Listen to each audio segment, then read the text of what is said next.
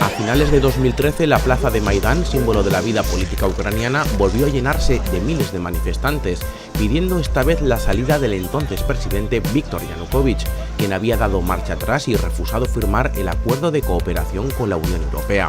Aquella protesta sería el comienzo de un año en el que el país se sumió en el caos, el primer paso de la desaparición de Ucrania tal y como la conocíamos. La situación era todavía incipiente, estaban dándose los primeros pasos de la protesta y había un grupo muy heterogéneo de gente. Había muchos universitarios, había trabajadores, había gente en el paro, había también ya desde aquel mismo momento una minoría, un grupo de gente más radical, quizá de inspiración nacionalista en diferentes grados. There were many students, left-wing activists, journalists who were calling for not just European integration, not even the overthrow of Yanukovych, but many social and economic demands about how to reform the society as a whole. Desde un principio la protesta tenía un carácter de contraposición a lo ruso, visto por los sectores liberales y nacionalistas ucranianos como un pozo soviético al que culpaban de todos los males del país. Our societies, our nations, we're always brothers. This must live in us genetically, but in the political way, in the social meaning, in the political meaning, in the economical meaning, it's not a problem that we go our own way. Так, сосед с соседом. Если я вот живу и мой сосед живет, с соседом должны нормальные отношения. Я иду у него что-то покупать или он у меня. На одинаковых условиях. Не должен быть старший брат или младший брат.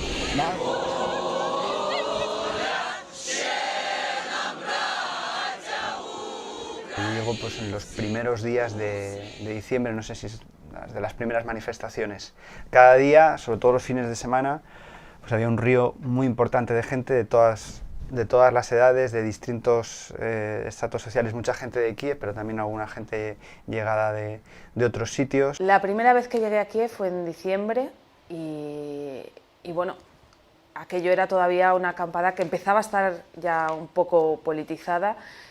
A mí se me parecía mucho al 15M, me hacían muchas preguntas desde la redacción, si se parecía o no, qué elementos comunes guardaba, pero fue justo en ese punto, en diciembre, cuando empezaron a meterse ya los protagonistas políticos, empezaron a manipular parte de esa acampada y lo que empezó siendo reivindicaciones en contra de los políticos que tenían, pasó a ser una reivindicación en contra de Rusia a favor de la Unión Europea.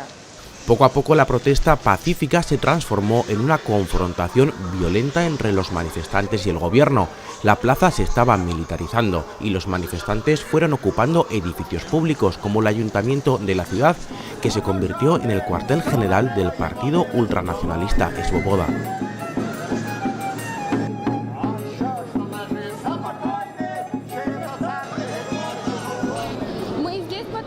Украина и народ все хотим вступить в Евросоюз. Украине так будет намного лучше жить, и народ за это, и поэтому мы здесь стоим. Мы хотим жить самостоятельно, без России и дружно. Esa noche es muy importante por toda la gente estar aquí y ayudar contra la reacción de la policía, porque ellos pueden sentir que el espíritu de la gente no es muy fuerte, pero no es verdad. El espíritu es muy fuerte, no sabemos por qué nosotros somos aquí y para qué no somos aquí. Cette force s'est fait connaître au moment de Maïdan. Avant, ils étaient inconnus. Je pense que c'est une organisation vraiment nouvelle. Est-ce que c'est des néo-nazis? Je pense pas que ce soit des néo-nazis, mais je pense que parmi eux, il doit y avoir des néo-nazis. La symbolique néo-nazie chez Private Sector, je pense qu'elle est soit inventée par les médias russes, soit elle est, comment dire, elle est totalement exagérée.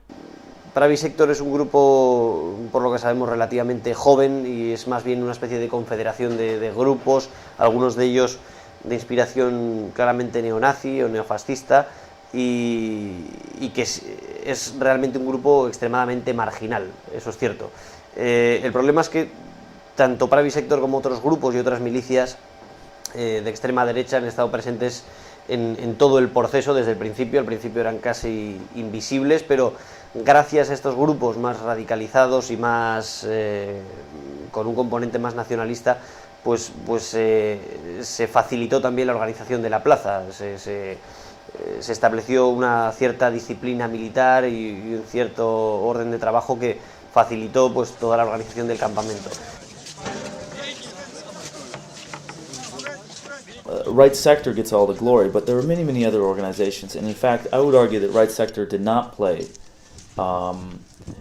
the kind of key role in the far-right movement on Maidan. I would say that much more influential was the Maidan self-defense forces, which were organized during the protest, but which included many, many people, especially the higher-ups, who were from nationalist movements stretching back many, many years. Sí que tiene muchos elementos de ser grupos neonazis en su ideología y en su forma de actuar. Y sí que tuve esa sensación porque eran jóvenes jugando a la guerra y la mayoría de ellos con ideas racistas, y muchos de ellos no sabían por qué estaban allí. Pero sí que los calificaría como grupos neonazis. Empieza a ganar terreno los sectores más radicales, por ejemplo Svoboda, por ejemplo organizaciones como Pravi Sector, que son los que empiezan a intentar desbordar la situación mediante ataques a la policía, mediante la fortificación real de la plaza, porque en un principio lo que protegía era la gente la que protegía la plaza, y según van avanzando las semanas es la plaza la que protege a la gente, es decir, hay barreras ya materiales, barricadas, hierros, nieve recogida del suelo y rociada con agua para que después se congelase, que es verdad que eso era recogido por todo el mundo, por niños, por ancianos, por gente que no tenía nada que ver por Pravi Sector, pero todo eso está inspirado en una idea de enfrentamiento total con las fuerzas del orden.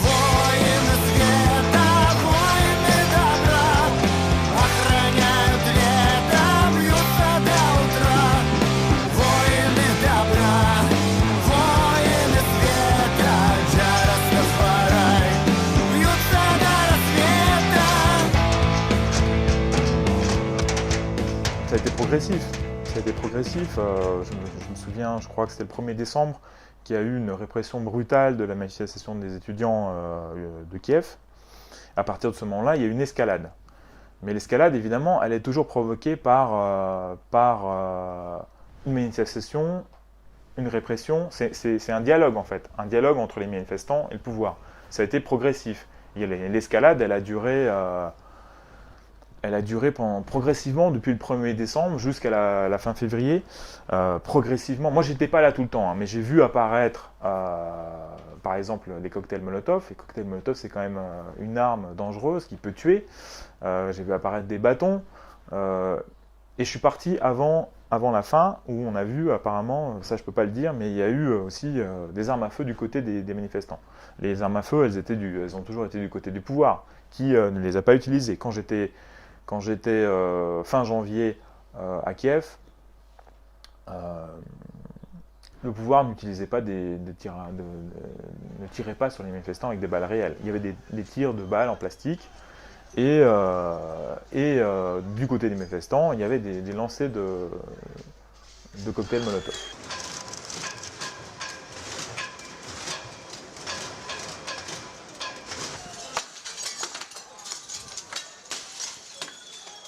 En un principio, como digo, pasaron más o menos desapercibidos, pero conforme la situación se fue radicalizando, conforme la negociación y la incapacidad de Yanukovych, entre otras cosas, fueron llevando al proceso hacia un callejón sin salida, pues digamos que los moderados o la gente más liberal se fue retirando de la calle y y el panorama de las últimas semanas en Maidán era completamente distinto al que vimos en las primeras semanas. Ya no había apenas universitarios, prácticamente todo el mundo llevaba uniformes de camuflaje, y la actitud y los discursos que había en el escenario eran muchísimo más radicales.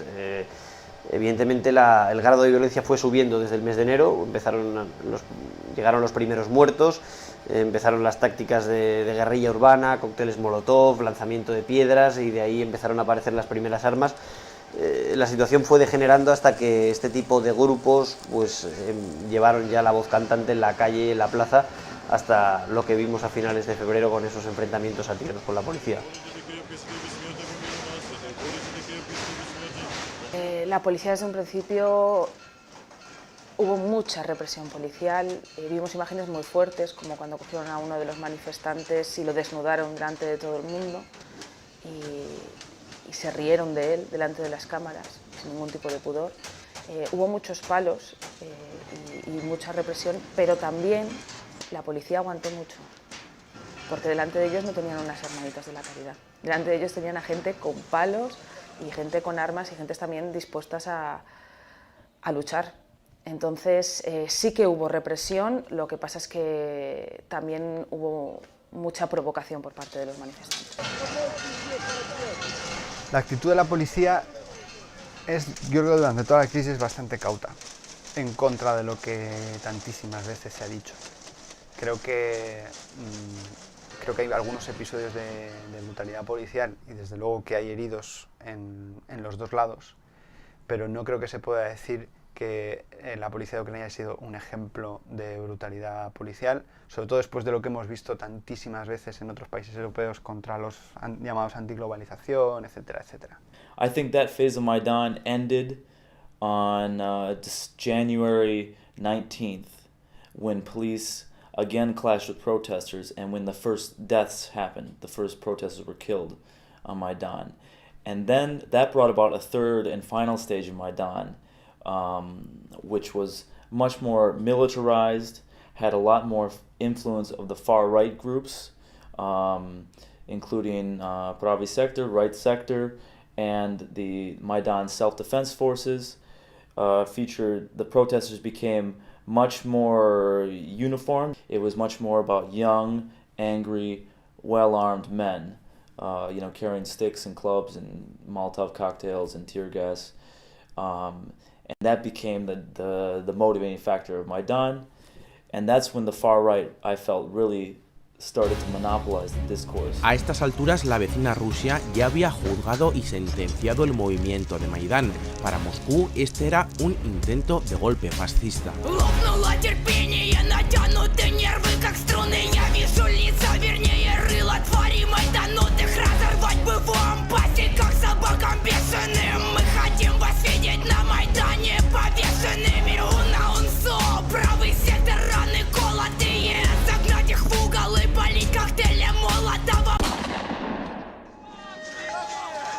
Y entonces sobrevino la tragedia.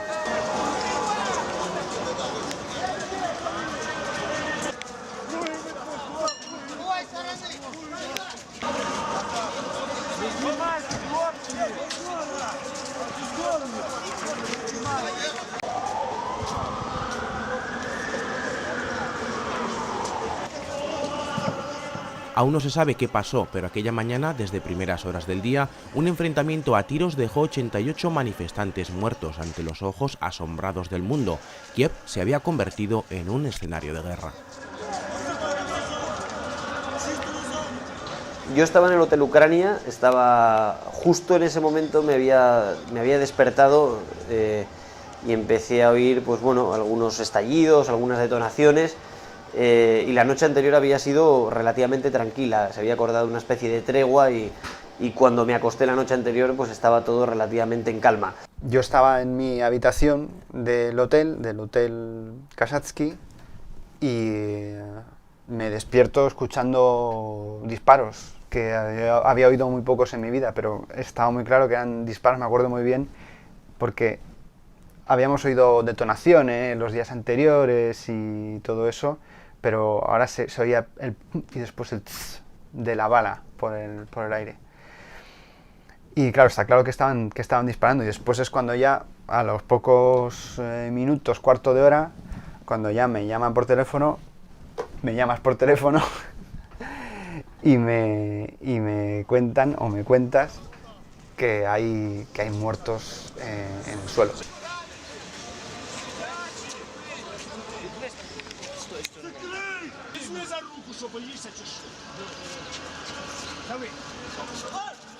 Para mí fue el peor momento que he vivido durante esta crisis, y el día ese de Maidán fue muy duro porque ver los cuerpos de todas esas personas muertas en la morgue, que era la planta baja del Hotel Ucraina, y luego también ver la frialdad con que se estaba produciendo todo eso, porque había un tiroteo y metros más atrás la gente parecía que no tenía sentimientos, que no estaba sintiendo nada, y no te podías creer el alcance de...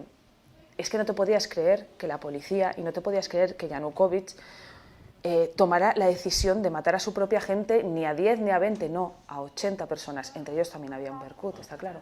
Y recuerdo pues cómo sonaba incluso el himno ucraniano. Tengo una imagen grabada, el himno ucraniano sonando, una gran humareda, detonaciones, etcétera, y todos los manifestantes avanzando, algunos de ellos con escopetas, etcétera, mientras la policía pues también empezaba a disparar, muchos de ellos con munición de goma, pero sí que en un momento dado aparecieron también algunos grupos, algunas unidades que disparaban munición real, ¿no? Entonces en cuestión de minutos todo cambió y se radicalizó de estar la plaza prácticamente en calma a convertirse en una batalla, y ver cómo los manifestantes pasaban a la ofensiva entre toda aquella humareda y entre todos aquellos disparos, iban ganando terreno en dirección hacia el Parlamento. Maidán tiene forma de óvalo, por decirlo de alguna manera, y los muertos estaban siendo llevados desde uno de los picos donde estaban siendo los enfrentamientos hasta la parte de atrás donde estaba el Hotel Kosatsky, precisamente en la retaguardia. Y desde el Hotel Kosatsky no se veía otro choque más con la policía, con humo, con cristales volando, con cócteles molotov, etcétera, etcétera. Pero había una diferencia sobre lo que había pasado hacía, por ejemplo, 48 horas, que es que ahora estaba habiendo tiros de los tejados, de entre la gente, desde el montículo de hierba, como se ha dicho, desde detrás de la policía, desde entre medias de los manifestantes, no sabe muy bien, pero que estaba habiendo disparos, estaba claro, porque además se veía perfectamente en las heridas que no había disparado cualquiera, ni había disparado al tuntún. La gente venía gente muerta o gente completamente que sin saber de medicina sabías que estaban desahuciados, porque venían con un tiro en el cuello, muchísimos con un tiro en el cuello, muchísimos con un tiro en el hombro, muchísimos con un tiro en la clavícula.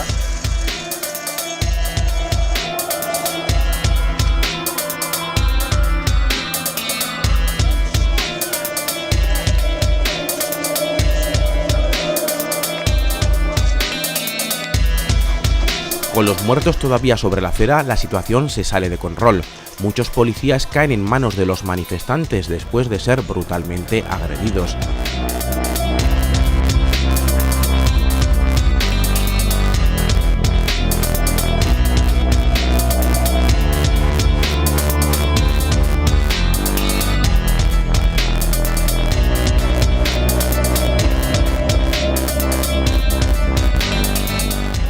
A partir de ese momento todo se precipita. El Berkut, las fuerzas antidisturbios ucranianas, desaparecen del mapa.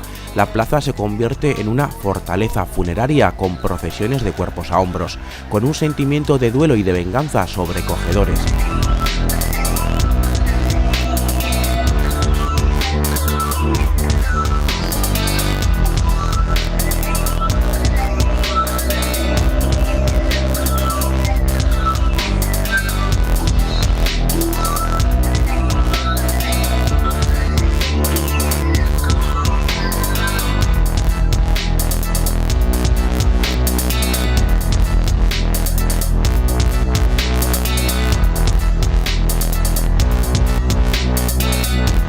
El gobierno de Yanukovych se derrumba por momentos. Tanto los manifestantes como sus líderes políticos no parecen ya dispuestos a una negociación con el presidente Yanukovych. Incluso su archienemiga política, Yulia Tymoshenko, reaparece, escapando de su cautiverio.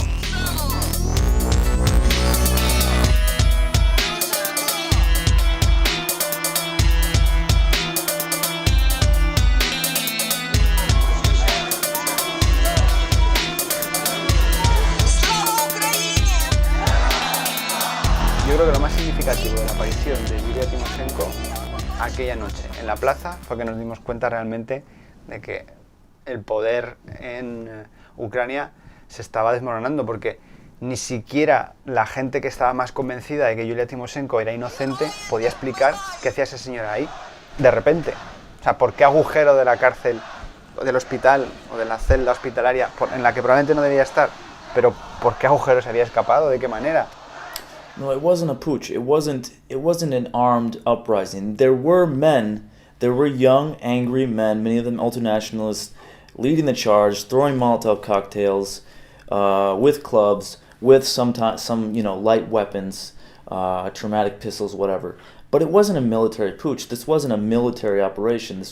This was still at the level of street protests. Violent street protests, but still street protests.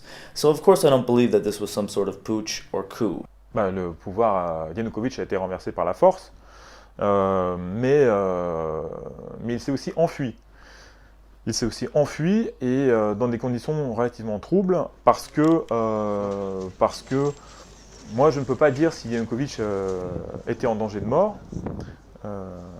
Il était probablement en danger d'être arrêté et d'être jugé à cause des nombreuses victimes de Maïdan, mais il a choisi de s'enfuir à l'étranger.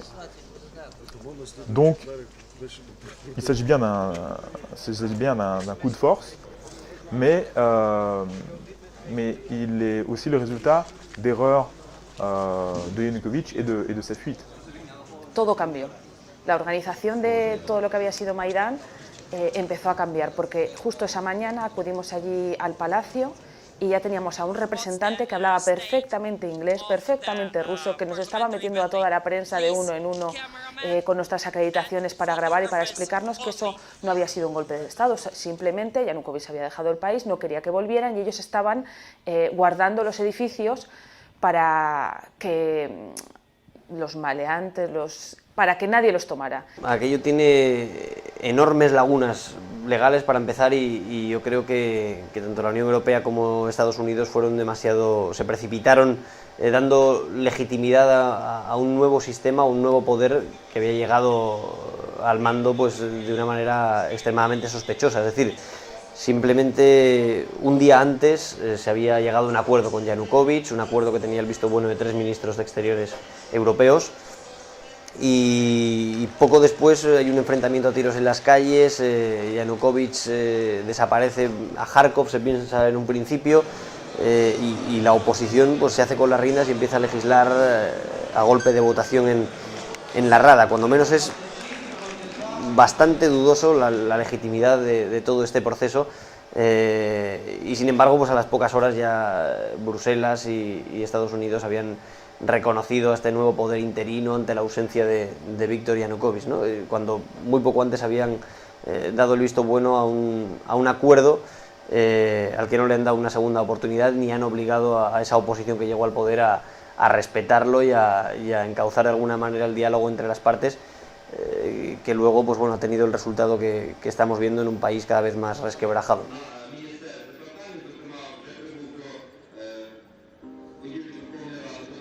Будапештский меморандум не обязывал нас соглашаться с государственным, антиконституционным, вооруженным переворотом, с насильственным захватом власти, соглашаться с действиями украинских радикалов, которые подорвали суверенитет украинского государства. И если кто-то забыл, то первым таким, видимо, инстинктивным позывом новых властей, которые пришли к власти в результате госпереворота, растоптав соглашение от 21 февраля, завизированное министрами иностранных дел Германии, Франции и Польши, первым актом этой новой власти была отмена статуса русского языка и других языков меньшинств на Украине. Да, потом этот закон не был подписан, но, как говорится, осадок-то остался, и замыслы и намерения этой новой власти всем были очевидны. Nos intentaban mostrar la imagen de que no, que ellos estaban haciendo el bien, que simplemente estaban cuidando lo que era de los ucranianos, que ahí no había habido ningún golpe de Estado. Pero luego cuando pasaron las horas, te das cuenta de que Yanukovych, que fue elegido democráticamente, de la noche a la mañana empieza a llegarte informaciones que si dejó el país en un helicóptero, que si está en Rusia, que si no está en Rusia. Bueno, todas las informaciones que se publicaron y te das cuenta de que el presidente elegido democráticamente deja el país y que los grupos de autodefensa que estaban en esa plaza de Maidán toman el poder. Yo eso lo entiendo como golpe de Estado. Creo que lo que ocurre en Ucrania es, no sé, tampoco es una revolución, no sé si un golpe ciudadano. Desde luego formalmente se pueden poner muchos peros a lo que ocurre en esos días, pero hubiese sido imposible sin la descomposición del propio partido de Viktor Yanukovych, donde está claro que hay determinada gente que una vez que este señor se ha escapado, pues no están dispuestos a dar la cara por él.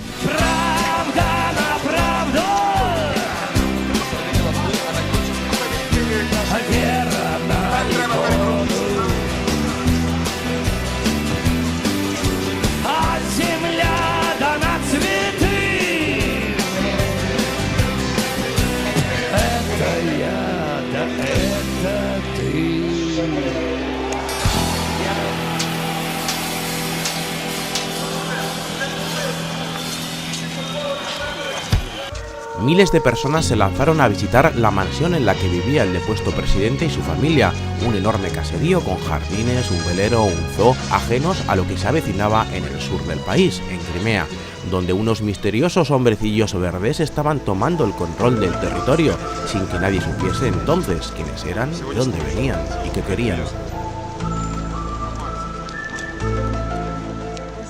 Crimea ya era a finales de Maidán y antes de que Yanukovych dejara el poder, pues ya era un punto donde estaban ocurriendo bastantes cosas. Allí sin duda la etnia mayoritaria es la rusa. Siempre ha habido un enorme sentimiento de hermandad con Rusia. De hecho, Crimea fue parte del país hasta el año 54. Y realmente desde allí todo lo que ocurría en Maidán se veía todavía con más recelo. Ya se veía en la parte rusófona de Ucrania, pero en Crimea todavía más, y las fuerzas políticas llevaban ya semanas aprobando algunas medidas y movilizándose contra lo que estaba ocurriendo en Kiev. Fui a Crimea porque allí estaban el ejército ruso, aunque Putin dijera que eran grupos de autodefensa, que era gente de la calle. Nosotros fuimos a cubrir algo tan insólito como que otro país mande un ejército o permita que los militares que tiene la base de Sebastopol se desplieguen por toda la península y se coman un trozo de otro país. C'est une opération qui a été menée de manière très astucieuse. C'est pas clair. Il y a des militants locaux qui commencent à s'armer. Il y a des groupes armés qui viennent d'ailleurs, mais on ne sait pas qui c'est. Et il y a l'armée russe qui est déjà en Crimée, puisqu'il y a plusieurs bases. Cuando llega al poder el nuevo gobierno, empiezan a pasar algunas cosas muy extrañas en el este del país. Y creo que Crimea se lleva la palma. Y creo que el hecho de que unas fuerzas especiales rodeen un parlamento y algunos integrantes del Parlamento aseguren que han votado en su nombre, otros que no les han dejado entrar, pero en cualquier caso el resultado sea que sale elegido primer ministro un señor, Sergei Aksionov, que tenía un grupo parlamentario que constaba de 3 diputados, incluido él mismo, pues creo que es probablemente lo más fuerte que ocurre por esas alturas del año en Ucrania, y creo que convierte lo que había ocurrido en Kiev en un juego de niños, porque al fin y al cabo en Kiev estaba mandando el jefe de la oposición, pero es que este señor nadie sabía de dónde había salido. No solo él no sabía de dónde había salido, tampoco sabían de dónde habían salido esos tipos armados con armas de asalto, con armas anticarro, que estaban empezando a tomar posiciones perfectamente uniformados, todos iguales, con disciplina militar, pero sin bandera, en puntos clave de esa península de Crimea.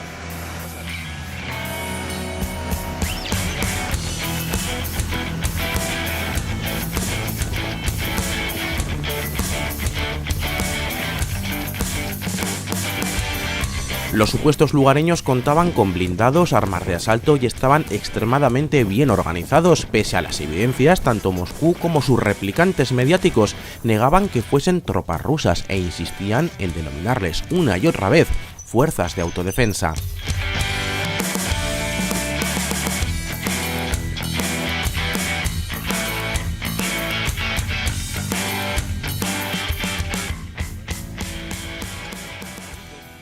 En esos primeros días donde el poder interino todavía no se había hecho con las riendas, no había tenido tiempo casi ni de ocupar los despachos ahí en Kiev, Rusia aprovecha la situación sabiendo que el escenario no es demasiado adverso en Crimea, más bien puede ser incluso propicio para anexionarse el territorio, empieza a poner en juego una serie de movimientos principalmente militares, con el despliegue de tropas de élite, etcétera, por toda la península de Crimea, que en pocos días pues logran controlar los puertos, los aeropuertos, los puntos clave de toda la región, incluso las vías de comunicación. Fue surrealista. Para mí fue surrealista, porque por una parte tenías las declaraciones de Putin diciendo no, esos no son nuestros soldados, esos no son rusos. Y luego llegabas allí y veías un despliegue, veías carros y carros, y además es que iban equipadísimos. Y veías hombres que no eran hombres que estaban... O sea, veías militares rusos. Y luego tenías las declaraciones de los políticos diciéndote no, esos son gente de Simferópol que ha salido a la calle a apoyarnos. Y luego hablabas con los militares ucranianos y te decían, no, si vienen todos los días y nos dicen, hola, somos el ejército ruso, ¿os rendís? No, venga, vale. Y se quedaban fuera. Era todo como muy surrealista. Ну, из чего мы сделали вывод, что это русские? Ну, они представлялись так, что это именно военнослужащие вооруженных сил Российской Федерации. Они сами нам об этом говорили. Fue una ocupación muy controlada. Solo hubo, que recuerde yo, en una ocasión que se descontroló un poco en uno de los cuarteles ahí en Simferópol, pero fue todo muy controlado, eran gente muy profesional, que sabían a lo que iban, y muy respetuosos con la prensa y con la gente local. Évidemment, les journalistes, dans leur ensemble, ont très bien compris qu'il s'agissait de militaires russes. Et on a aussi compris qu'il s'agissait de bataillons qui étaient formés pour des opérations à l'étranger illégales. Les militaires ukrainiens, moi ce que j'ai vu, c'est que les militaires ukrainiens hésitaient. Ils restaient dans leur caserne, ils n'ont pas intervenu militairement, ils n'ont pas mené des opérations pour libérer l'Ukraine de ses forces armées inconnues. Ils sont restés dans leur caserne. Et ce que j'ai compris, c'est qu'une partie des militaires ukrainiens sont passés du côté russe. Soit ils ont été achetés, soit parce qu'ils avaient vraiment l'espoir que la Crimée russe soit meilleure pour leur futur. Et il y avait évidemment une partie des militaires ukrainiens qui sont restés fidèles aux ordres de Kiev. Et ceux-là, ils sont restés jusqu'au bout à défendre, mais ils sont restés dans leur base.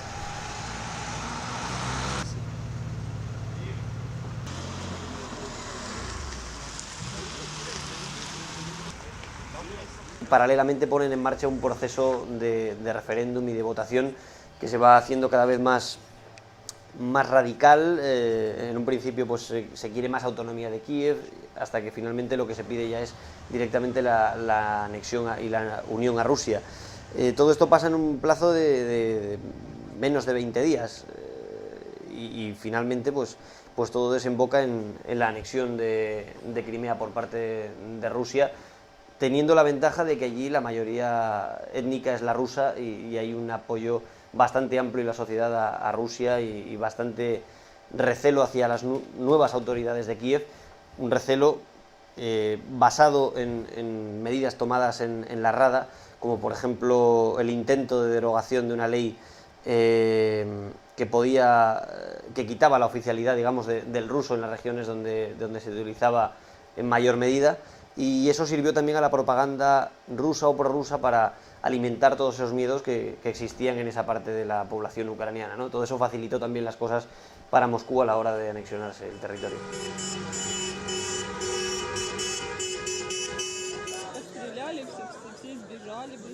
Но я хочу поддержать, чтобы 30 марта прошел референдум, и все жители Крыма высказали свое мнение, с кем им быть, с Россией или с Украиной.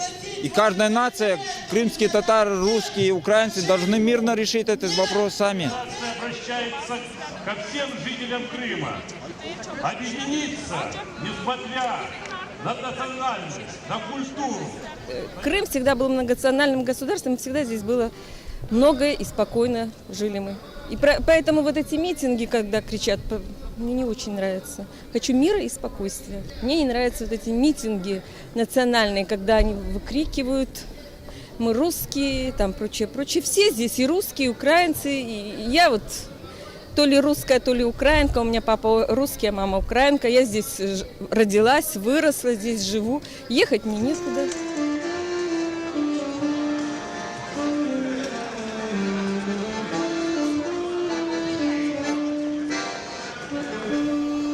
Будет все хорошо, мирно и спокойно, потому что здесь есть мы, крымские татары. Потому что здесь и русские, и украинцы, и татары все жили в мире, и так оно и будет. Потому что там, где многонационально, там всегда будет тихо и спокойно. Sí, la mayoría de la gente sí que quería esa invasión. Bueno, estaban totalmente de acuerdo, estaban tranquilos, tampoco hubieron muchas manifestaciones, pero la gente apoyaba, querían formar parte de Rusia, la gran mayoría. Era tantísimo el miedo o la desconfianza que había por parte de la gente hacia Kiev y hacia todo lo que viniese de Kiev, que la actitud era muy buena hacia esos soldados. Además esos soldados, lo hemos escrito todos los que hemos estado ahí, prácticamente no dispararon ni un tiro durante los primeros días. Luego dejamos aparte el tema del cerco que hubo después a bases ucranianas, ¿no? Pero en lo que se refiere a estar ahí por las calles, etcétera, etcétera, rodeando nada menos que el Parlamento de Crimea o el edificio del gobierno de Crimea, cruces de carretera, etcétera, etcétera, creo que hubiese habido tiros hasta en Suiza. Y sin embargo allí fueron muy bienvenidos. Ukraine, in association relationship with European Union, is a potential Ukraine in NATO. And NATO is a military bloc in which Russia does not participate. So Russia considers NATO as a potential threat, and Russia says it openly. So getting Ukraine closer to Europe, closer to NATO, is a threat. Es muy difícil meterse en la mente de Putin. Yo creo que, desde luego, era una contestación a Occidente, no a Ucrania, a Occidente. También era una manera de aprovechar para cerrar para siempre una puerta que se había quedado abierta, que es el acceso en un futuro de tropas de la OTAN al Mar Negro, al Mar de Azov, a toda esa zona que comparten el ejército ruso y el ejército ucraniano desde hace años, incluso haciendo maniobras conjuntas. Si Ucrania hubiese entrado en la OTAN, hubiese sido imposible impedir que tropas norteamericanas tuviesen su base a pocos kilómetros donde están las tropas rusas.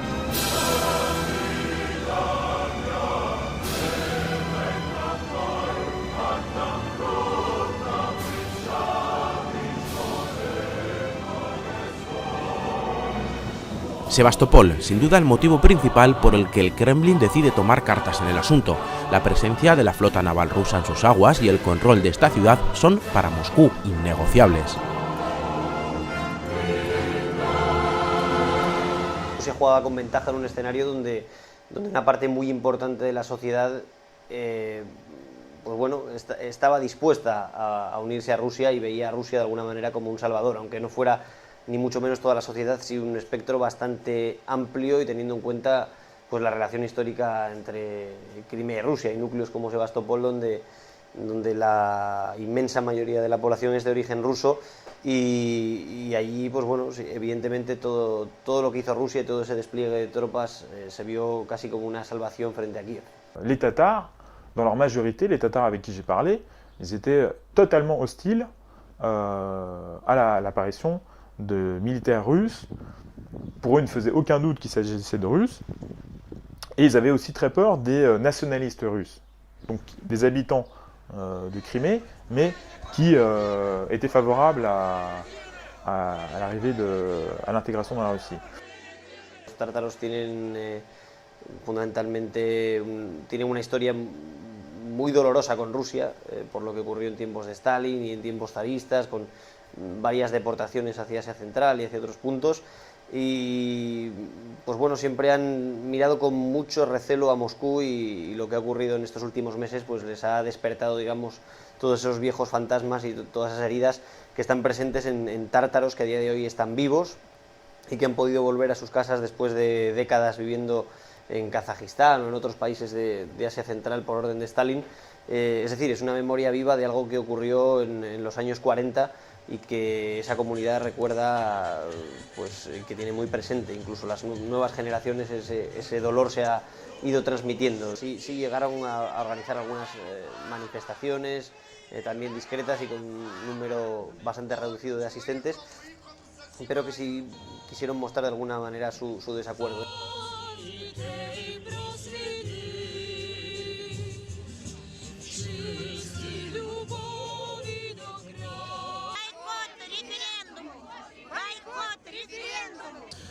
Я крымская татарка, но я очень люблю Украину, люблю украинский народ, культуру, язык. И это в качестве протеста против присоединения Крыма к России и в качестве поддержки Украины я сегодня пришла сюда, чтобы поддержать наших землян. Слава Украине, слава ее героям! Es imposible saber exactamente cuánta gente votó, ni exactamente el porcentaje de apoyo que había en Crimea. Sí que es cierto que encuestas del año anterior daban un apoyo a la anexión a Rusia muy bajo. Ce que je sais, c'est qu'on n'organise pas un référendum en 10 jours. Non seulement on n'organise pas un référendum en 10 jours, mais en plus, quand on organise un scrutin, on laisse la parole à tout le monde.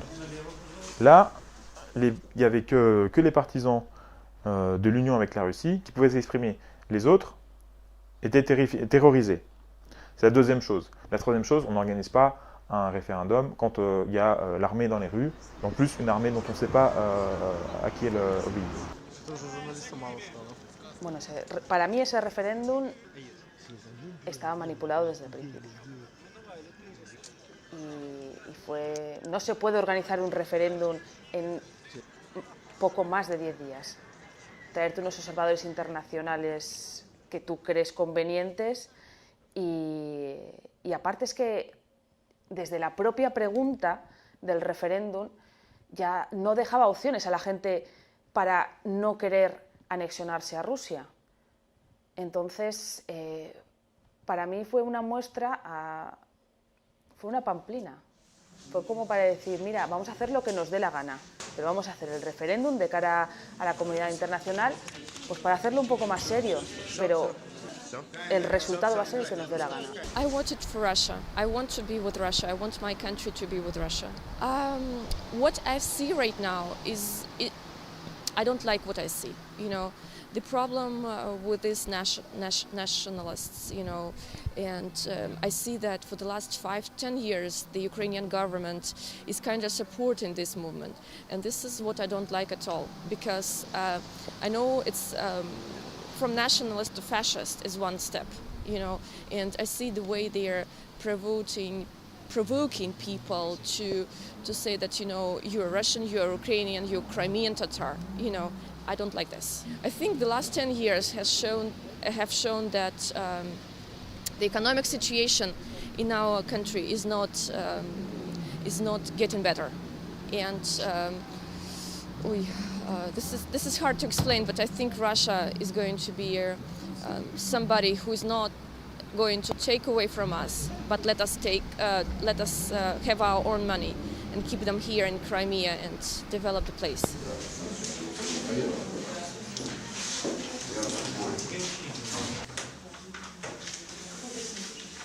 No, I didn't vote it today, and I won't be voting because I'm boycotting the referendum.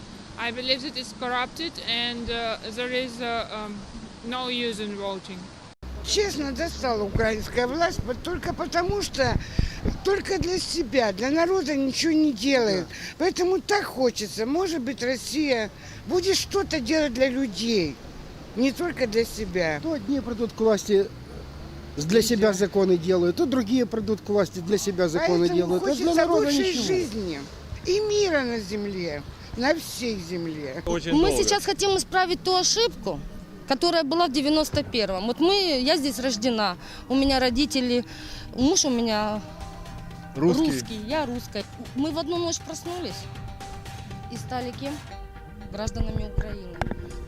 Нас никто не спрашивал. Мы 20 лет жили с украинскими паспортами.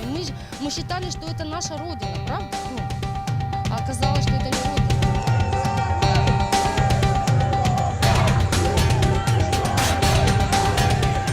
El referéndum dio un 90% de sí a la anexión con Rusia. Moscú cerraba así una herida, una cuenta pendiente con la historia, pero desde el mismo momento en que en las calles de Simferópol se celebraba la victoria frente a Kiev, algo mucho más dramático, terrible y oscuro se estaba cociendo en el este.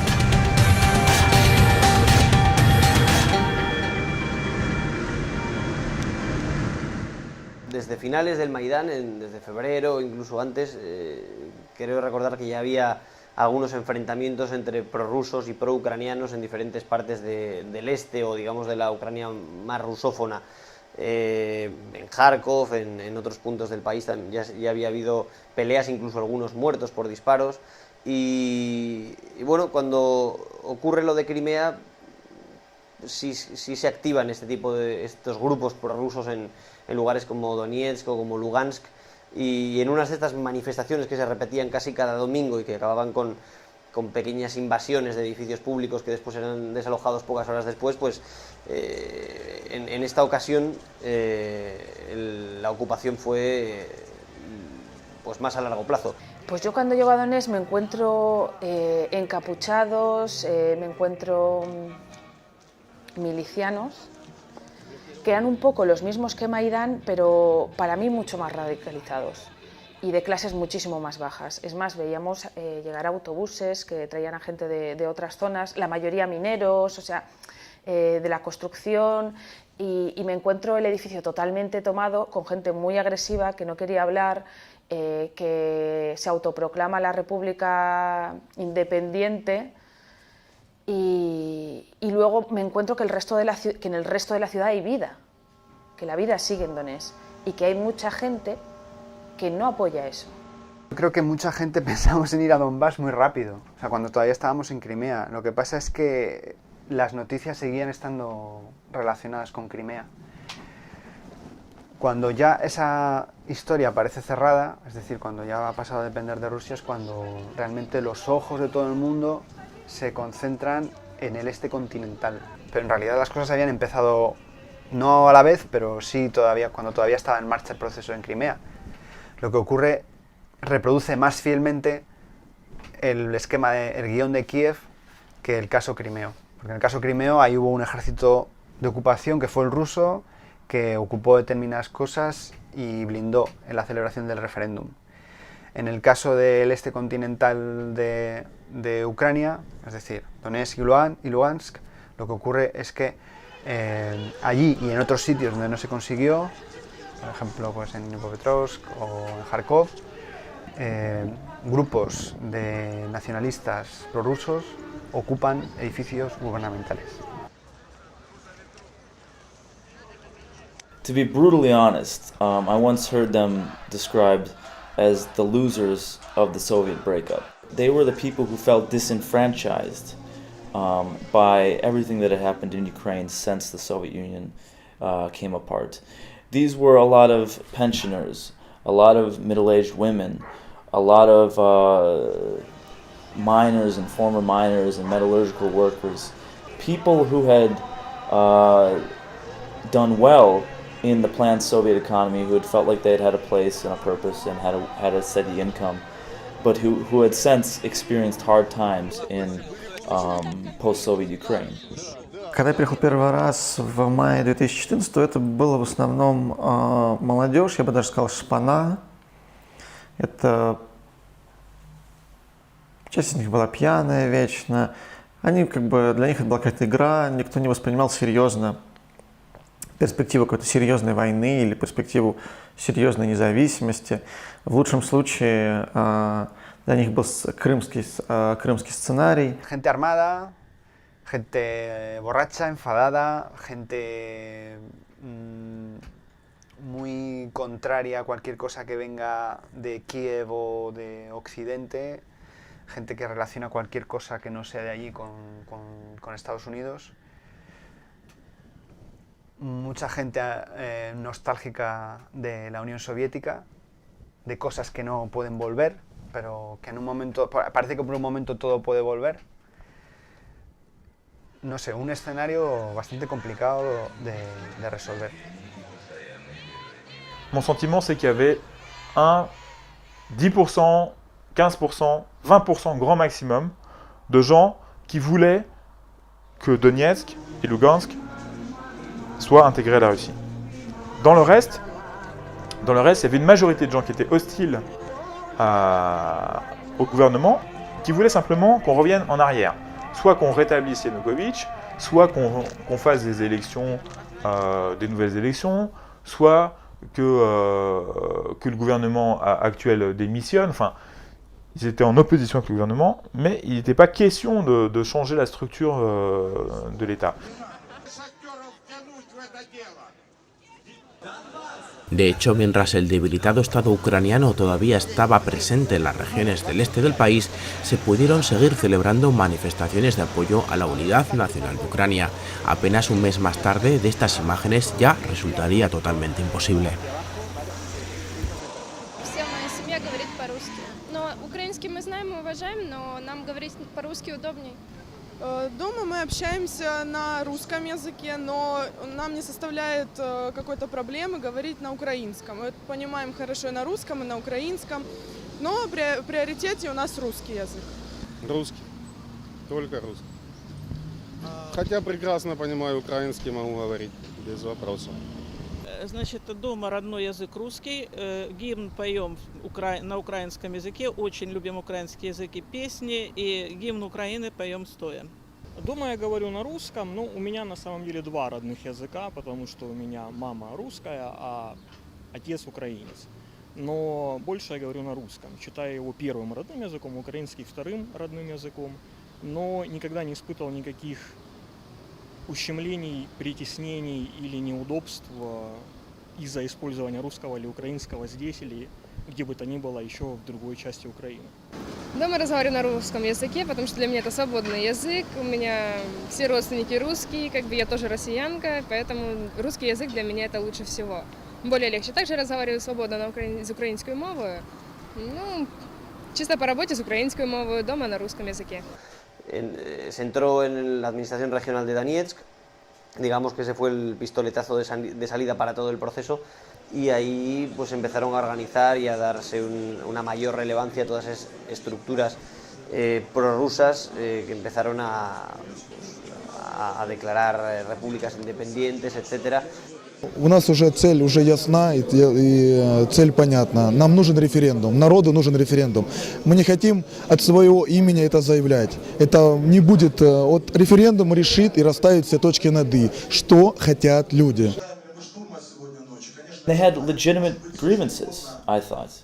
The first of their grievances was more economic autonomy from Kiev. They felt that their wages and their taxes were being stolen and taken away to Kiev and misspent. And secondly, they wanted more cultural autonomy from the rest of Ukraine. They felt that the Western Ukrainian nationalists were now exercising undue influence in the parliament. And of course, after Maidan, the Western Ukrainian nationalists in the form of the Svoboda Party were, of course, gaining more influence in the capital in Kiev. And they felt that this was a threat to their way of life and their mother tongue, which of course was Russian. They really felt like they were just reacting to a threat, an American, Western-sponsored threat to their way of life. I remember very clearly one woman at the protest saying to me, "My heart and my wallet is with Russia." She didn't see any future for her with the European Union. Ukraine is very important for Russia in economic terms, especially the eastern part of this country and the industrial manufactories in the eastern Ukraine, and cooperation, keeping the relationship between Russian manufacturers and these manufacturers is very important. So for the European Union, Ukraine is important because Ukraine is a huge reservoir of the workforce. Ukraine has a potential of supplying many labor force to European Union, and aging Europe needs new labor force, not from the Northern Africa, but from the Christian East.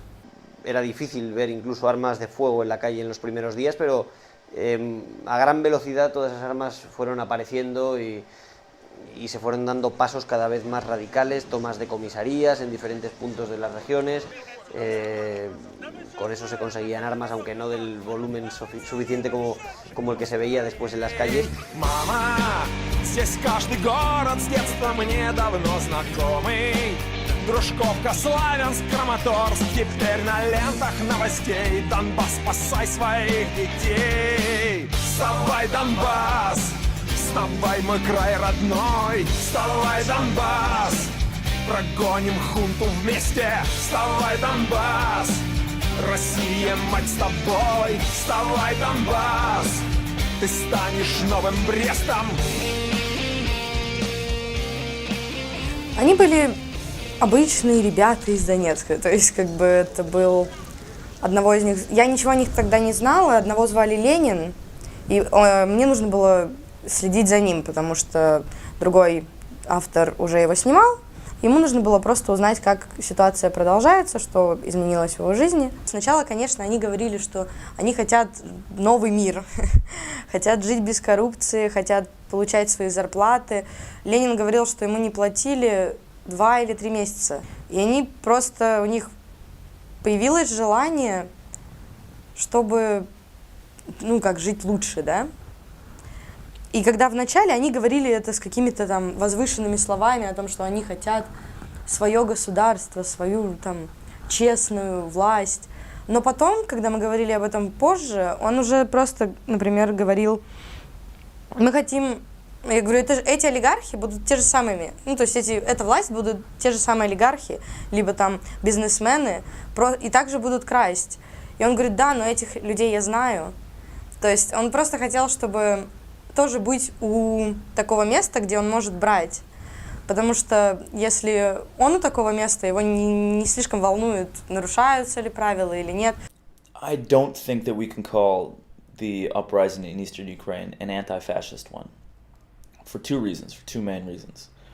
The first being that, well, of course, there is a grain of truth. There certainly were ultranationalist and fascist elements in the Maidan protests that played a key role.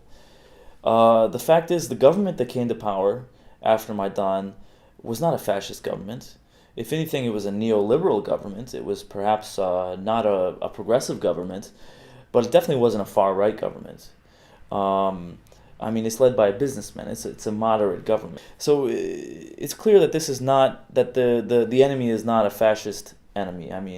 There are elements, of course, of this. There's a grain of truth, but it is a gross exaggeration that has been propped up and propagated by the Russian media in part. Secondly, I wouldn't call it an anti-fascist uprising because there was no ideology. There was no binding ideology. There was no radical far-left ideology to be found in the Eastern Ukrainian uprising. And what was playing an influential role was this idea propagated by the Russian media that this was some sort of replay of World War II. Первая фраза о фашизме, о том, что Западная Украина хочет уничтожить Восточную Украину. Даже эти люди, когда ты с ними начинаешь говорить и проводить какое-то время, они, конечно, начинают и сами говорить о том, что это перегибы, это натяжки. Есть, тем не менее, какой-то враг. Те люди из России, с которыми я общалась, со многими, кто приезжает добровольно на Украину воевать, многие из них придерживаются таких праворадикальных взглядов, они русские националисты, и считают, видимо, что все, что было на Украине зимой, я имею в виду Майдан, что это является, видимо, на их взгляд, какой-то угрозой. Вот. Le plus gros problème dans cette guerre, c'est qu'il n'y a pas d'idéologie. C'est-à-dire qu'officiellement, il y en a une, mais en réalité, toutes les idéologies se mélangent. Et c'est ce qui prouve que c'est une guerre qui est fabriquée de façon complètement artificielle. C'est-à-dire qu'au départ, l'idéologie, c'est juste de dire, et ce n'est pas d'ailleurs affiché comme une idéologie, mais l'idée, c'est de dire, on fait la guerre contre les fascistes qui sont arrivés au pouvoir en Ukraine grâce à l'aide des Occidentaux et qui veulent anéantir la zone d'influence de la Russie et arriver jusqu'à la Russie pour asseoir leur domination. Bueno, su ideología política es Rusia, pero en un sentido ruso muy particular, porque están haciendo referencia a una unión que no existió en un momento en el que pudiésemos hablar de Rusia, sino de la Unión Soviética. Y creo que eso arrastra un montón de implicaciones.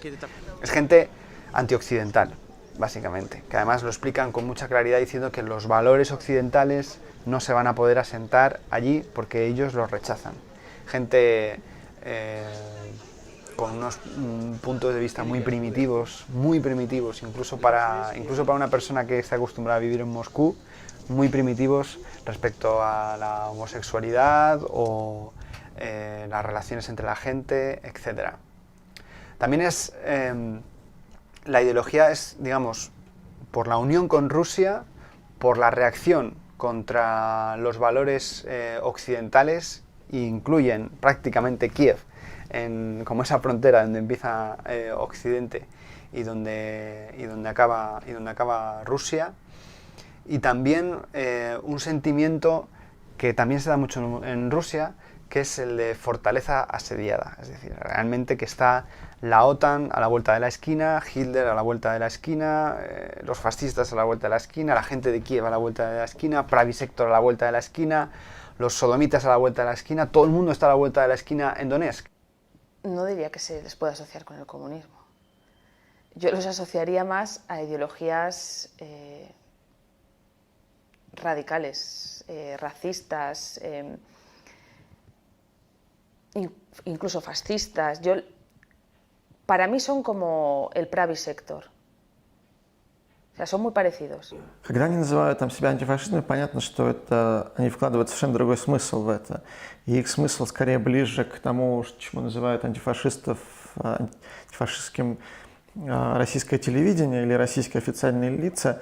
То есть это совершенно другое понимание этого термина.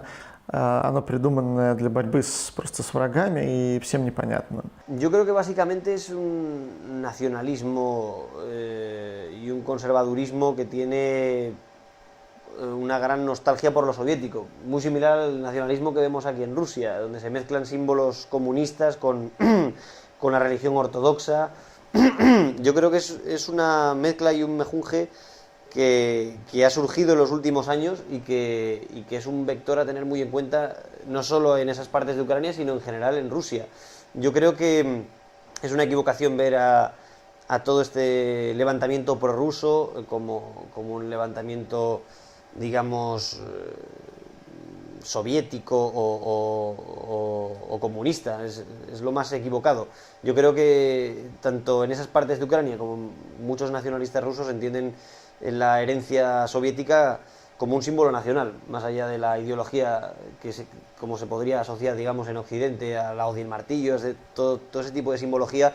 Yo creo que aquí se han convertido ya en símbolos nacionales de lo ruso y yo creo que es una nueva ideología que mezcla valores extremadamente conservadores mezclados con toda esa leyenda y todas esas gestas heroicas de la Segunda Guerra Mundial contra el fascismo, pero más allá de esa simbología, yo no creo que el levantamiento prorruso tenga un carácter antifascista. Tiene un carácter de supervivencia de lo ruso en todo caso, pero no se debe ver como una lucha ideológica entre la Rusia poscomunista o el mundo poscomunista y Occidente o grupos incluso de extrema derecha. L'idéologie de base, c'est de dire on se bat contre les fascistes. Donc c'est une idéologie contre l'extrême droite. Seulement, en réalité, quand on regarde de plus près ceux qui font cette guerre, les différents groupuscules qui font cette guerre. Il y a effectivement des groupuscules ultranationalistes, des groupuscules qui vont jusqu'à porter des croix gammées, mais qui laissent leurs croix gammées sur le palier du Donbass. C'est-à-dire, avant en Russie, on le voit bien sur leurs réseaux sociaux, avant en Russie, ils ont des photos où ils s'affichent avec des drapeaux, des croix gammées, où ils louent les louanges d'Hitler. Mais une fois qu'ils arrivent dans le Donbass, ils revêtent le même uniforme que tout le monde, c'est-à-dire un uniforme militaire sans aucun signe distinctif, et ils deviennent finalement les combattants du Donbass, les rebelles. Donc en fait, si on regarde bien, ce serait une guerre des fascistes contre les fascistes, ou des non-fascistes contre les non-fascistes, mais en réalité, il n'y a aucune idéologie réelle dans cette guerre, parce que c'est une guerre qui est entièrement fabriquée par, encore une fois, encore de mon point de vue, la propagande. I think the first step, it's important to note, the first step towards war in eastern Ukraine was taken by Kiev, in the sense that these were protesters. They had taken government buildings. Yes, in Luhansk and Slavyansk they were heavily armed, but they weren't waging a military campaign. They were just sitting in buildings. So Kiev's next step was to start an anti-terrorist operation against these protesters in eastern Ukraine. That immediately alienated a vast amount of people in eastern Ukraine who said, I'm not a terrorist. Why are they running an anti-terrorist operation against me?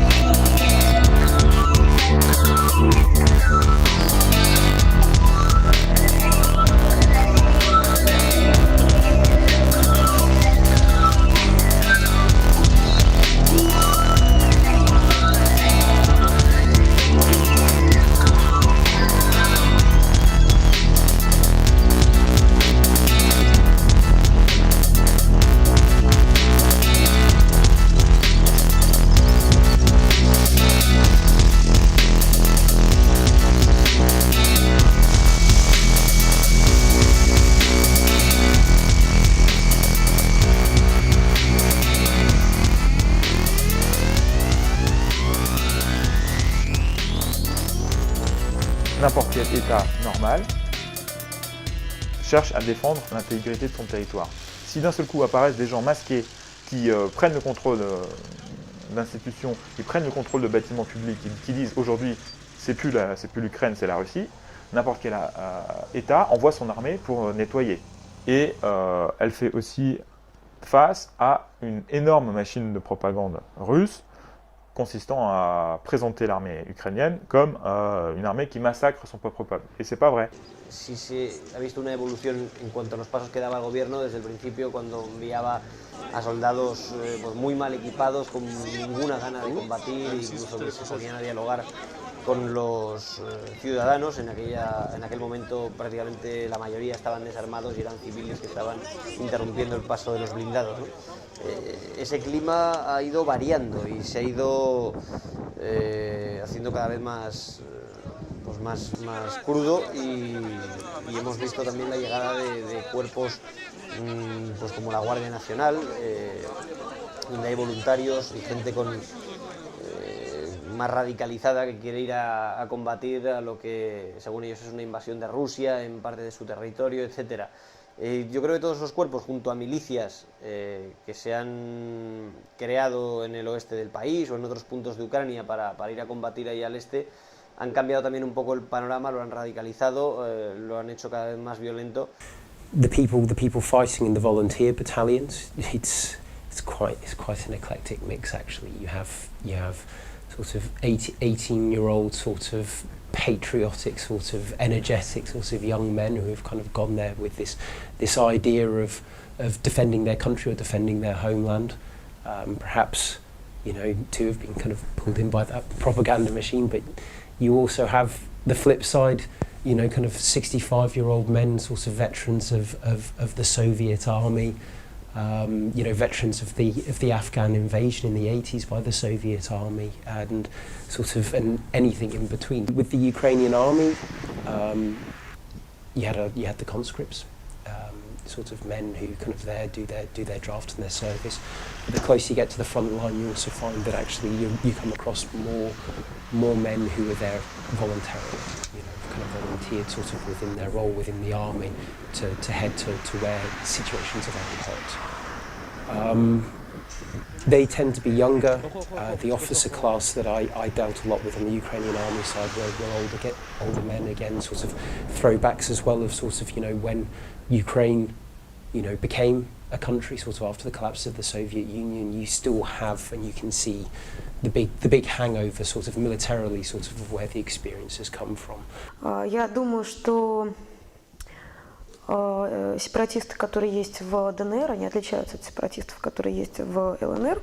По моим ощущениям, в ЛНР местных больше по сравнению с донецкими сепаратистами. Понимаешь, вот очень сложно сказать в процентовке, да, вот сколько, например, местных, да, именно граждан Украины пошло в ополчение, да, а сколько приезжих добровольцев из других стран, в частности, из России. Есть и те. Сказать, что сепаратисты, да, не состоят только из россиян, это очень большое преувеличение, это очень большая натяжка, это, конечно, не так. Но россияне есть, там в Луганске ко мне на улице подходили мальчики лет по 20, там 23 года, 24 года. Я говорю: откуда? Я говорю: я из Москвы. А мальчики говорят: там, а я из Ростова, а я там из Самары, а я из Саратова. Вот, да, добровольно приехали. Волонтеры. Они очень разные. И, если честно, на моем опыте самые неприятные люди, которых я встречала, были волонтеры из России. Многие были те, кто был в армии, и когда они вернулись в Россию, они не нашли чем заняться. Многие рассказывали, несколько человек рассказывали мне, что я был в Чечне. Да ты представляешь, что было в Чечне? Ну и что я сейчас приду домой, и кем я буду работать, охранником? Я ничего не умею, кроме того, чтобы... Ну, я знаю, как убивать людей. Я знаю, как там собирать и разбирать ружье. No, I didn't see any Nazis. In fact, actually, you know, when I first came to Ukraine, I came expecting that I was going to have to be Britishly polite in the company of Nazis. You know, that's what I psychologically prepared myself for as well. But you know, I've spent a lot of time with Aidar and Pravi sector of the volunteer battalions. There are smaller battalions I also spent time with. But of those two, you know, everyone looks at the Pravi sector and says, they're the real Nazis. I don't want to say couldn't be farther from the truth, you know, because I don't want to say there aren't Nazis, you know, there could well be. I met people who quite open about being football hooligans. Los batallones voluntarios ucranianos. Yo he estado en algunos de ellos, he tratado. Y la verdad es que hay mucha leyenda sobre quiénes son.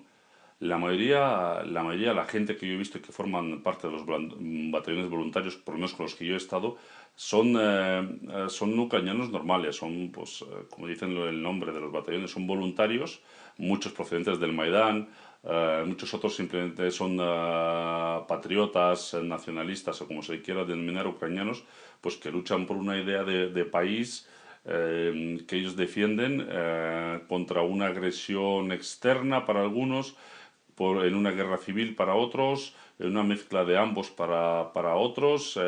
Bueno, la mayoría son ucranianos y su ideología, hombre, los hay neonazis, sobre todo en algunos batallones muy determinados como sería el Azov, el Donbass, parcialmente el Dnieper, el DUK, que es el cuerpo voluntario ucraniano, que es una unidad de Pravi Sector. Pero la Guardia Nacional no sé si se crea para integrar a Pravi Sector, pero el hecho es que se usa para integrar a Pravi Sector, porque desde el principio estos señores se niegan a devolver unas armas que sin duda tienen, porque el hecho es que asaltaron en tiempos de Yanukovych arsenales, con lo cual esas armas, si las han robado y no las han devuelto, es que las tienen, no creo que las hayan perdido. Entonces, como no las devuelven, alguna gente en Kiev llega un momento en el que piensa, bueno, pues lo que podemos hacer es adiestrarles darles un curso de, no recuerdo si era un curso de un mes, era un servicio militar cortísimo, y utilizarlos para poner orden en el este del país.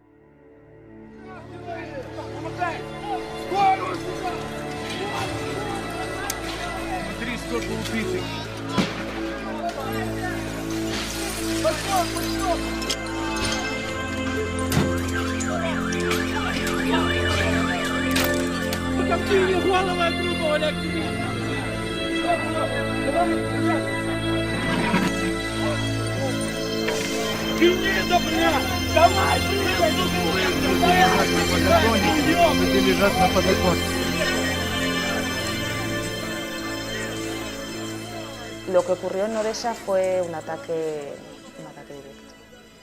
directo en contra de la población, y muy cruel, porque las imágenes eran muy fuertes, la gente se estaba muriendo allí, quemada, abrasada, y les estaban insultando y escupiendo. Y los que estaban dentro eran prorrusos, y los que estaban fuera eran pro-ucranianos. Esa fue la realidad. Pues la verdad, no tengo suficientes datos para saber con exactitud qué ocurrió.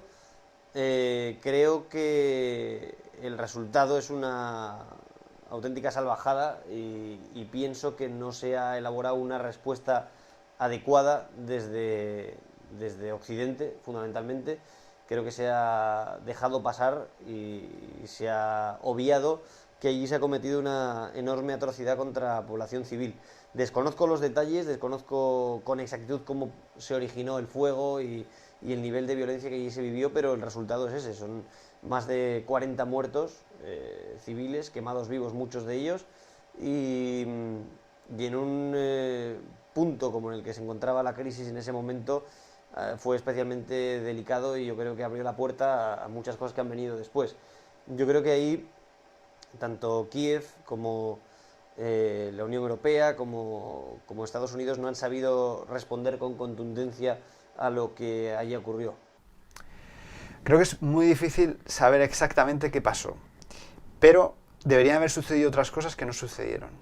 Y una de las cosas que decía todo el mundo es que hubo una pasividad de la policía y de los bomberos, de la policía desde luego, ante lo que estaba sucediendo a ojos de todo el mundo, que era que estaban atacando con bombas incendiarias un edificio donde se habían refugiado unos manifestantes, entre los que había muchísimos camorristas prorrusos que habían intentado reventar, pero donde había también un montón de gente que simplemente estaba acompañándolos o protestando. Se habían refugiado en un edificio después de un choque en la calle, porque se habían visto superados en número por la gente de allí, y al meterse en ese edificio hubo gente, no se sabe muy bien de dónde surgen, que empieza a tirar bombas incendiarias, a tirar cócteles molotov, a tirar todo tipo de cosas contra eso.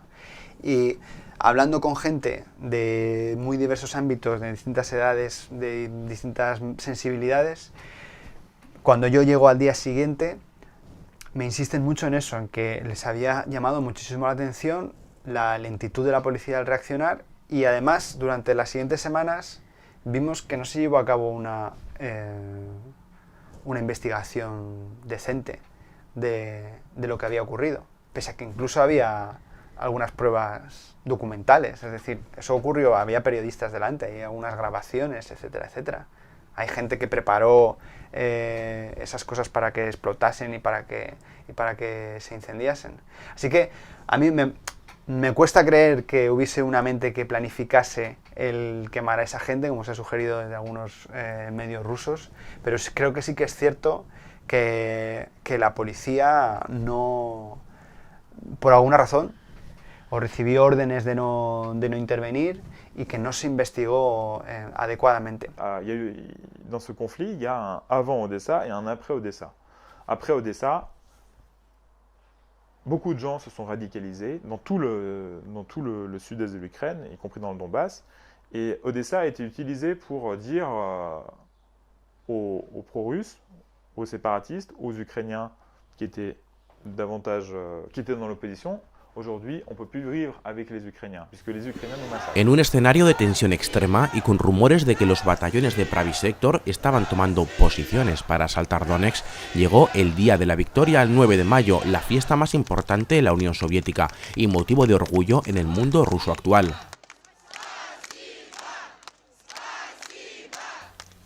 En el contexto de reedición de la Segunda Guerra Mundial y con la idea de estar batallando contra la Junta fascista de Kiev ya instalada en el imaginario colectivo de los ciudadanos del Este, miles de personas salieron a la calle para pedir abiertamente a Rusia su intervención militar y también para reclamar un referéndum que rompiese con Kiev. Cada 2 minutos grupos de prorrusos o de simpatizantes de lo que estaba allí ocurriendo pues venían a increparte, a acosarte pues con diferentes grados de intensidad y a veces se hacía realmente complicado trabajar. On était toujours pris à partie comme des ennemis, c'est-à-dire arrêtez de mentir. Qui êtes-vous? Pour qui travaillez-vous? Arrêtez de mentir. Pero mientras esto sucedía en Donetsk, más al sur, en Mariupol, la segunda ciudad más importante de la zona, se estaba librando un enfrentamiento entre las fuerzas ucranianas que trataban de recuperar el control y los rebeldes prorrusos, apoyados por algunos policías locales. La batalla la ganaron, al menos por un tiempo, los rebeldes, que consiguieron expulsar a las fuerzas de Kiev. Никто, понял? Русские самые сильные ребята. Потому что мы все равно возьмем свое, понял? Мы самые сильные. И не надо против нас идти. Все, давай. Никогда не сдастся вот этим фашистам. Вообще. Пусть к нам Россия приедет срочно. Срочно пусть Россия приедет. Чтоб Россия в Мариуполь вела свои войска. Как обещал. Кто там? Над родною страной солнышко встает, а российский мужик пьяный уж орет. Наплевать на колхоз, тьфу и на завод. 92-й выдержит бы год. Эй, гуляй, мужик, пропивай, что есть. Как ты не пахал, мужик, обносился весь. Нашу Русь пропили коммунисты на корню. Так что пей ты, мужик, пей за всю хуйню.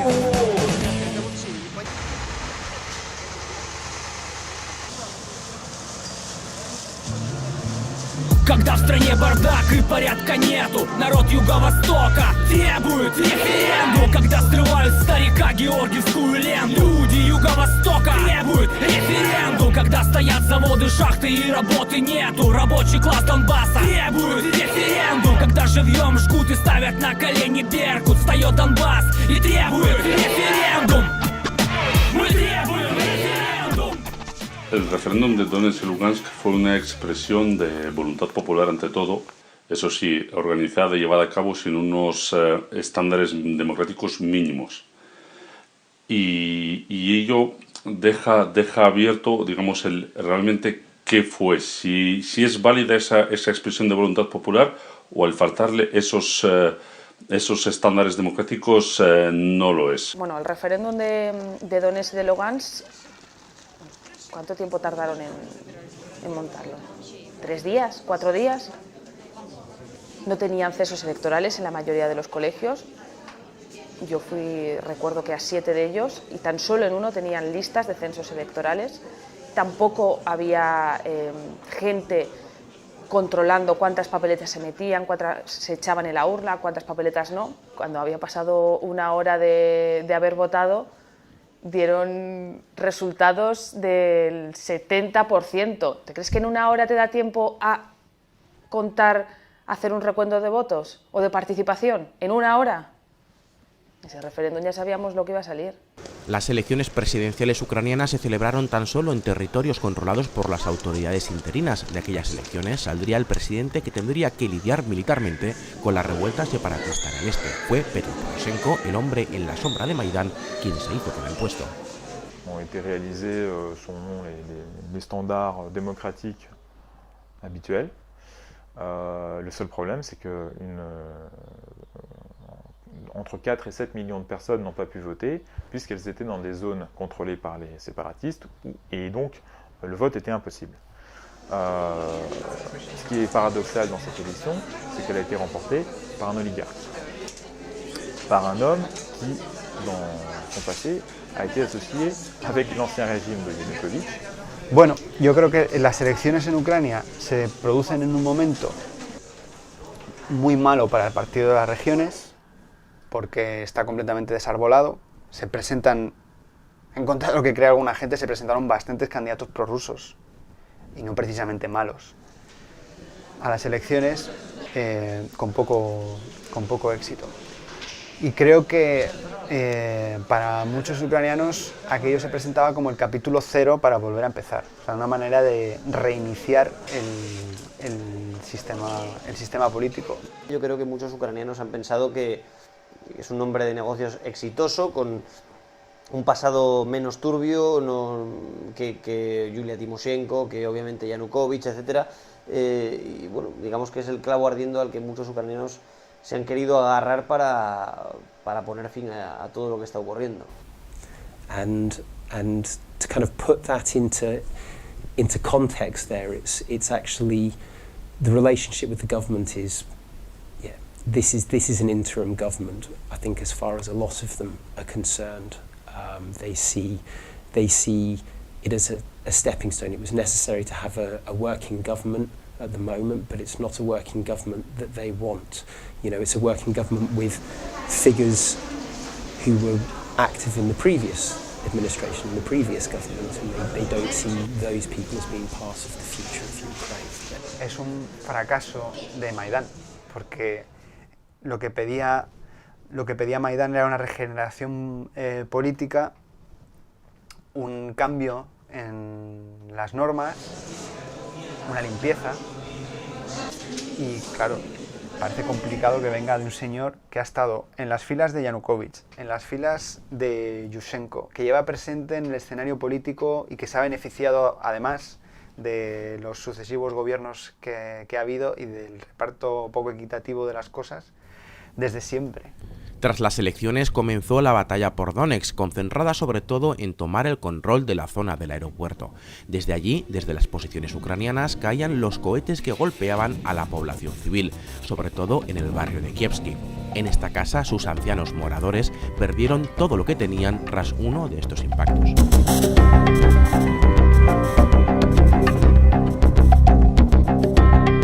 El conflicto del Donbass empezó a ser una guerra total durante los combates de junio-julio del año pasado, de 2014. Fue en ese momento cuando ambos bandos empezaron a utilizar artillería y armamento pesado indiscriminadamente. Hasta entonces habían sido unos choques relativamente ligeros de infantería, que estaba pues eso, ligeramente armada, pues con fusiles de asalto, lanzacohetes. A partir de ese momento, los rebeldes parcialmente al principio capturan, luego ya más adelante reciben ayuda de armamento pesado de Rusia, y es ahí en junio-julio cuando el conflicto empieza a ser una guerra total. Я думаю, потом все изменилось, когда начали погибать их друзья.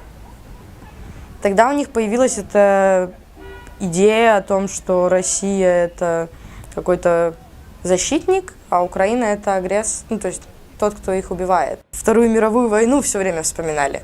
Они все время говорили, наши деды умирали там за то-то, то-то, и им хотелось быть героями. Им всем хотелось быть героями. Хотелось тоже защищать и быть такими большими мужчинами, такими, которые защищают детей и женщин. Los combates se vuelven la vida cotidiana de los habitantes de Donetsk. Las explosiones y los tiroteos hacen que quien pueda marcharse a otro lugar lo haga. El miedo va dejando esta ciudad poco a poco vacía. Los enfrentamientos se multiplicaban y ya no solo había disparos, sino también tanques, morteros y cohetes Grad. Las escenas de soldados y civiles muertos se vuelven rutinarias. La guerra es ya un hecho innegable a mediados de ese verano. Были танки, была пехота, но мы все отстояли, блокпосты отстояли, правда руины небольшие, Y en esa dinámica de aumento de los combates y de intercambio de misiles sucedió lo inimaginable.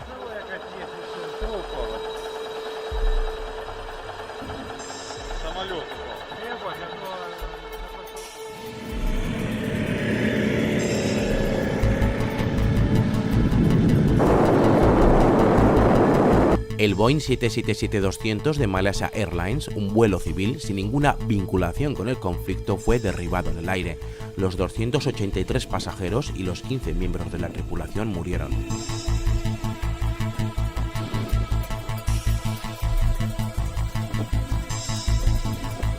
Это был 3-й или 4-й день после катастрофы. То есть к тому моменту уже были убраны тела.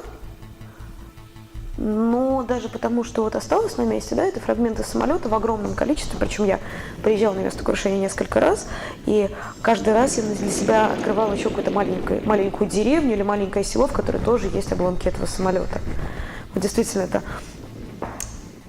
огромная территория, и к тому моменту было уже понятно, что будет с телами, да, что вот основную часть фрагментов собрали, что их там отправили в Харьков, что из Харькова они уже улетели на родину. А вот что будет с самолетом, вот с самим железом, да, потому что по технологии работы с авиационными катастрофами, условно говоря, вот сам самолетик, он должен прямо на месте крушения из обломков выкладываться. И эксперты должны работать на месте. Как они, вот, да, было абсолютно непонятно, смогут ли действительно реально нормально заняться расследованием этой катастрофы, потому что было понятно, что площадь разброса огромная. Людей, нужно авиационных специалистов привлечь на место очень много, а возможности такой из-за того, что рядом шли боевые действия, не было. Ну и примерно спустя, может быть, неделю или немножечко больше уже после катастрофы я была на месте падения Боинга последний раз, и мы слышали, что достаточно близко уже идет стрельба. Мы сильно этому удивились, а уже на следующий день ОБСЕшники не смогли проехать к месту крушения. Я делала интервью с Александром Хугом, который являлся одним из заместителей руководителя миссии ОБСЕ на Украине. И он сказал две принципиально важные вещи. Он сказал первое, что мы не хотим быть втянуты в политические игры там, Украины, России, мы не хотим участвовать в этом процессе пропаганды, раз, да, вот ни с одной, ни с другой стороны. А два, что наибольшей ценностью для меня является жизнь моих сотрудников. Именно поэтому нам так сложно работать, потому что мы каждый раз, когда мы должны были ехать на место крушения, мы обращались к одной стороне конфликта, например, к ДНР. Мы говорили, что мы поедем во столько-то и во столько-то, что, пожалуйста, не ведите боевые действия вот в этот период времени. Дайте нам проехать, дайте нам отработать на месте. С таким же, собственно, требованием они обращались к украинской стороне, да, оговаривая, сколько машин поедет, по какому маршруту, сколько по времени нужно, чтобы составило окно, да, вот это прекращение огня. И он говорил, что каждый раз они обращались с такими просьбами к обеим сторонам.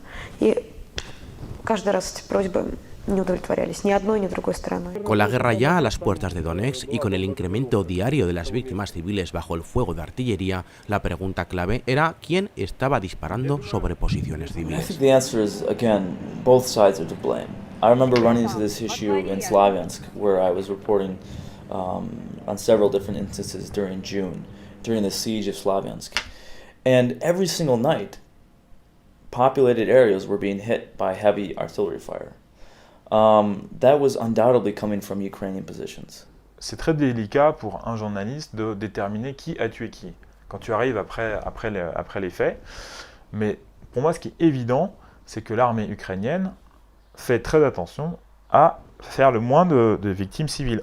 Когда мы разговаривали с местными жителями, он говорит, ой, ну вот эти вот два снаряда прилетели типа там с украинской стороны, вот этот подъезд верхней квартиры разрушены, а вот этот град прилетел с донецкой стороны. Мы вот как бы посередине, поэтому в нас и то падает со всех сторон. Можно предполагать, да, что скорее всего, ну, это летит там летит со стороны украинских позиций. То есть, допустим, Петровский район, он же таким, он выдается из Донецка, он находится на западе, и он как такой полуостров немножко выдающийся, он с трех сторон окружен там украинскими позициями, там три деревни, где стоят украинские, да. И судя по каким-то прилетам, да, видно, что стрельба шла с той стороны. Потому что когда ты находишься там, ты разговариваешь с местными, и как бы основной источник, в любом случае информацию ты получаешь от них, а они, естественно, в силу того, что они думают сами, и как они, в силу их отношения к этому конфликту в украинской стороне, они тебе в 90% случаев скажут, что это был прилет, да, с украинской стороны, и покажут, где украинские позиции, откуда это прилетело, и скажут, что они сами видели, что вот как она оттуда вылетала эта мина, как бы она летела и приземлялась, и что там чуть ли не сам Порошенко сидел на этой мине, размахивал украинским флагом. Human Rights Watch documented one grad attack on an area, a residential area in Petrovsky district that happened on the 12th of July.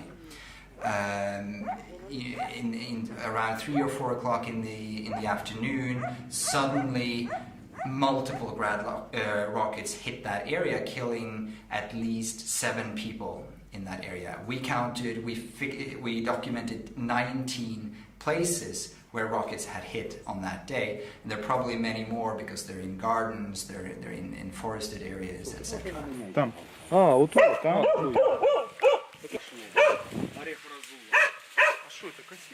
Спал ночью, потом просыпаюсь в 5 часов, начало 6-го.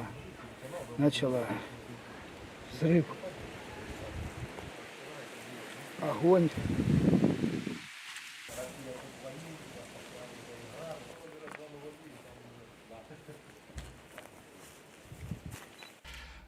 We were not able to see any kind of possible military target in that area, and it's quite clear that this is a residential area. Everybody that we spoke to said that there had been no fighters, no weapons in that area. But perhaps more importantly, the weapon that was used, the grad rockets, really should not be used in these areas, even if there were fighters or weapons there, because there are 2 problems with these grad rockets. One, they're unguided, so you cannot target them precisely. There is a pretty big area where a rocket can land if you just shoot it off. Secondly, very often they're used in salvos. So the ones who use them, they shoot off up to 40 or maybe more at the same time. And that means that they're going to cover a big area at the same time. And when you use these kinds of weapons in populated areas, it's a really high risk for civilians to be injured and killed, and that's what we saw in the Petrovsky district, that civilians were being killed by these kinds of rockets.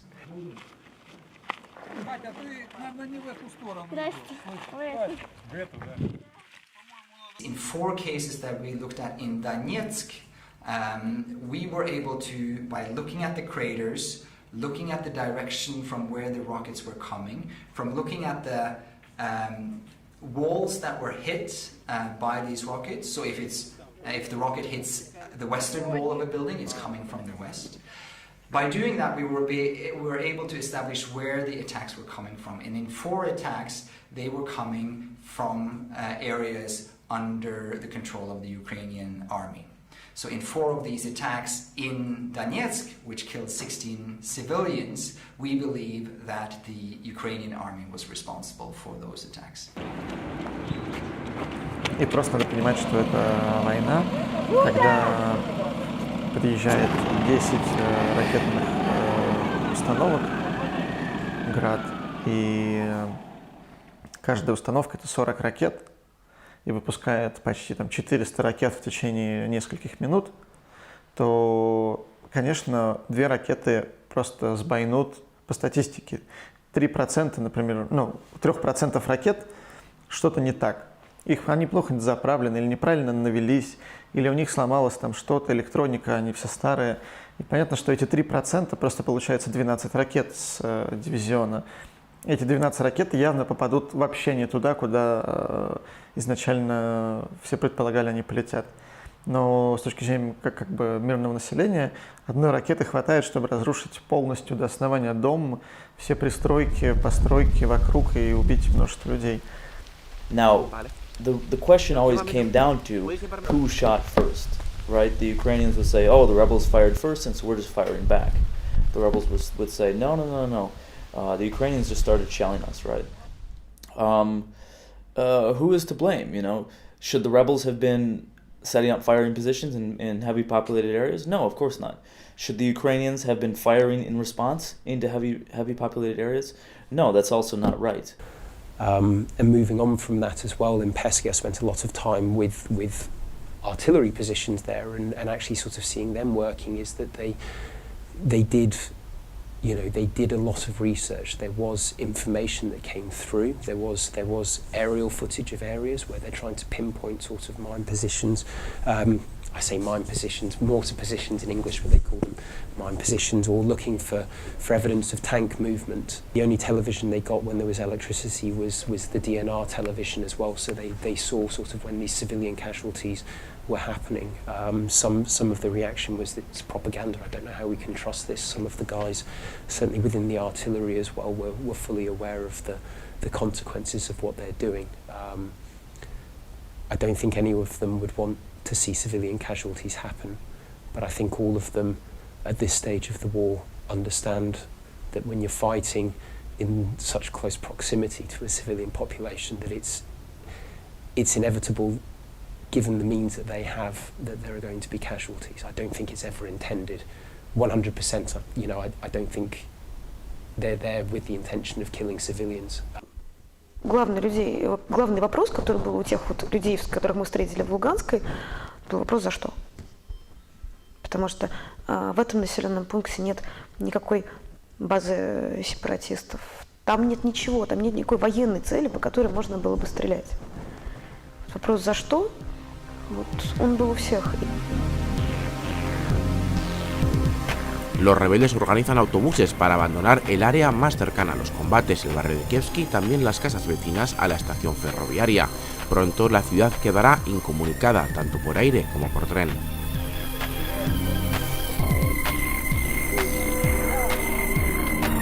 Effectivement, eu des témoignages de comportements absolument scandaleux et voire criminels de la part des combattants ukrainiens, mais enfin, ce n'est pas pour minimiser la chose, mais il y a exactement la même chose côté séparatiste, donc des exactions, des crimes de guerre, il y en a malheureusement lors de tous les conflits, mais j'ai beaucoup de mal à imaginer que l'armée ukrainienne, intentionnellement, serait en train de punir la population pour le fait d'avoir choisi la Russie. No se puede negar que el ejército ucraniano ha bombardeado áreas civiles, ha bombardeado Donetsk, Lugansk, ha bombardeado muchísimos núcleos urbanos con, digamos, con motivación militar y en algunos casos sin motivación militar, es decir, para mostrar su poder o para intimidar a los habitantes locales.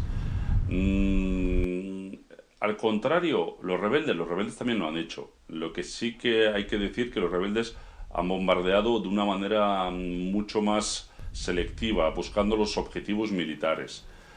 Mientras que el ejército ucraniano sí lo ha hecho de una manera más indiscriminada, más pues bombardear el núcleo urbano al grueso. Ello le ha hecho flaco favor al ejército ucraniano, ya que muchos civiles han puesto en su contra debido a ello. Y muchos civiles perciben al ejército ucraniano, debido a esos bombardeos, como fuerzas agresoras, como fuerzas de ocupación. Nosotros que estuvimos trabajando en la zona de Donetsk, de Balsevo, etcétera, es decir, la parte que en principio estaba controlada por las fuerzas de los rebeldes prorrusos, desde allí es lógico pensar que todos los bombardeos de entrada, es decir, desde fuera de la ciudad, todos los bombardeos que vinieran en estas zonas por donde nosotros nos movíamos, tenían que ser por fuerza bombardeos del ejército ucraniano, porque intentaban castigar las zonas que habían ocupado los rebeldes prorrusos. Au début, les séparatistes ont gagné des territoires, ont gagné la ville de Slaviansk, ont gagné d'autres villes. Ensuite, ces villes ont été reprises par l'armée ukrainienne, ce qui a constitué la fameuse zone d'opération antiterroriste. Puis les séparatistes ont consolidé leur position sur une ligne de front. Il y a eu plusieurs grosses batailles pour reprendre des villes stratégiques, ça a notamment été le cas d'Ilovaisk. Et c'est lors de ces batailles qu'on a vu l'intervention ponctuelle de l'armée russe. Ça, évidemment, il y avait quelques journalistes qui y étaient, mais sur le coup, personne ne pouvait dire que l'armée russe était là. Mais il y a quand même beaucoup de témoignages et beaucoup d'analyses militaires aussi qui sont là pour prouver qu'effectivement les soldats russes étaient sur place. Et puis il y a aussi le témoignage de toutes ces familles de soldats qui n'ont jamais vu leurs enfants revenir alors qu'ils étaient soi-disant partis en entraînement dans le sud de la Russie. El huracán de la guerra estaba ya desatado, arrasándolo todo a su paso, y los más débiles quedaban especialmente expuestos, como Víctor, un anciano que vio arder su casa por el odio de la guerra, toda una vida consumida por el fuego del que nadie nunca será responsable. La escuela de Ilovaisk también resultó arrasada, recibiendo proyectiles de ambos lados. En ella se hicieron fuertes por un tiempo las fuerzas ucranianas hasta su retirada. Разбита техника, разбита мебель, разбиты детские парты, доски. Все, ничего абсолютно. Расстреливалось полностью все. Там пробита крыша. Здесь бомбили и тогда, и тогда. И тогда бомбили, и тогда бомбили. На прямое попадание это снаряд из града, который попал и пробил крышу вот в данном месте. Cette guerre, elle ne fait pas seulement des victimes, des morts et des blessés. Cette guerre fait aussi des victimes sociales. Parce que actuellement, la situation est absolument invivable pour les civils. On est sorti de l'hiver, le plus dur est passé, mais combien de gens sont morts de faim l'hiver dernier? Combien de gens ont perdu leur maison? Combien de gens sont morts de maladie? Бомбили национальная гвардия. Объясняю почему. Вот наш дом стоит, буквально прямо, если туда смотреть, там стояла национальная гвардия через железную дорогу. И оттуда они бомбили сюда. Это по прямой, тут даже не надо никуда смотреть, чисто по прямой. Да. Вот там была национальная гвардия, стояла через железную дорогу, а сюда бомбили наш дом, а он стоит как раз поперек. Это, начинается вот. Вот это ступеньки, побитые градом, осторожно. В первую ночь нас было 24, потом нас осталось 18. Время прошло, и некоторые люди выехали, смогли выехать. Это тоже лавка, здесь тоже спали люди. И туда дальше еще много места. Сейчас прячьте, потому что сейчас...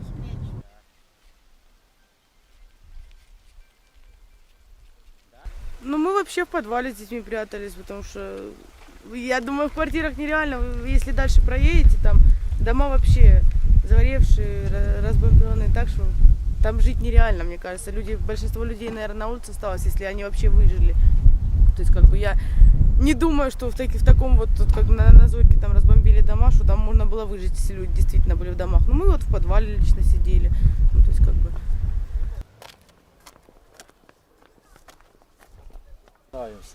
Ну, это воскресенье было. Обстрел сумасшедший.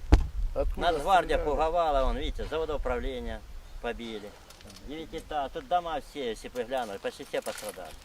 Так у нас газа нет, у нас трубы порватые. У нас трубы все осколками побиты, газовые.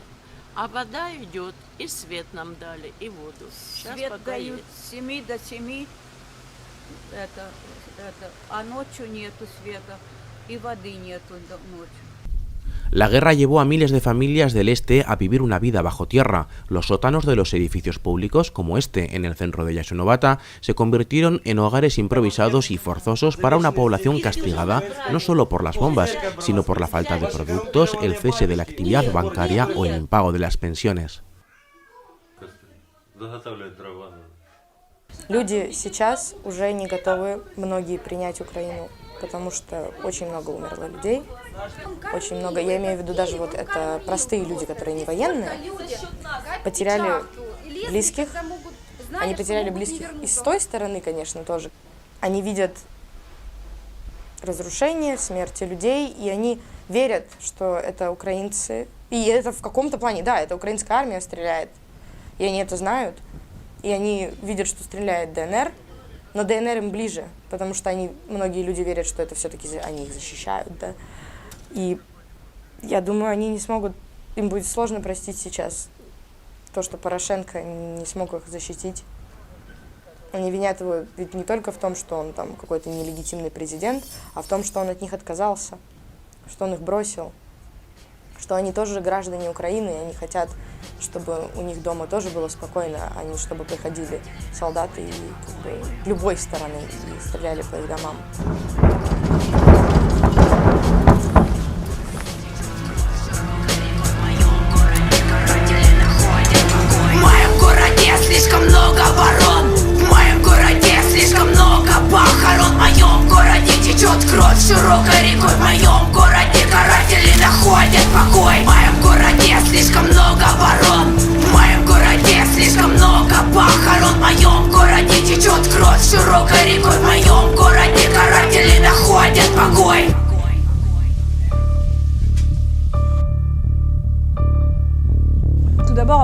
c'est une guerre d'artillerie.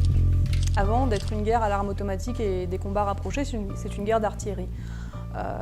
C'est une guerre où des deux côtés, on se balance du canon, du mortier, toutes sortes de missiles. Et donc forcément, malgré le fait qu'il y a des pointeurs et malgré le fait qu'à chaque fois on rentre des coordonnées dans la machine, c'est bien sûr une science qui est assez inexacte, surtout lorsqu'on sait mal se servir des machines, ce qui je pense est le cas d'une part pour l'armée ukrainienne qui n'était absolument pas ni préparée ni entraînée à faire cette guerre, et d'autre part le cas pour les séparatistes qui, pour beaucoup, ne sont pas des combattants professionnels. Donc forcément, cette guerre d'artillerie ne peut pas être une guerre propre. Y a partir de ahí, pues bueno, ya la guerra total con intervención de ayuda, de significativa ayuda de militar, de material militar ruso y victorias unas tras otras de los insurgentes que bueno que llegan hasta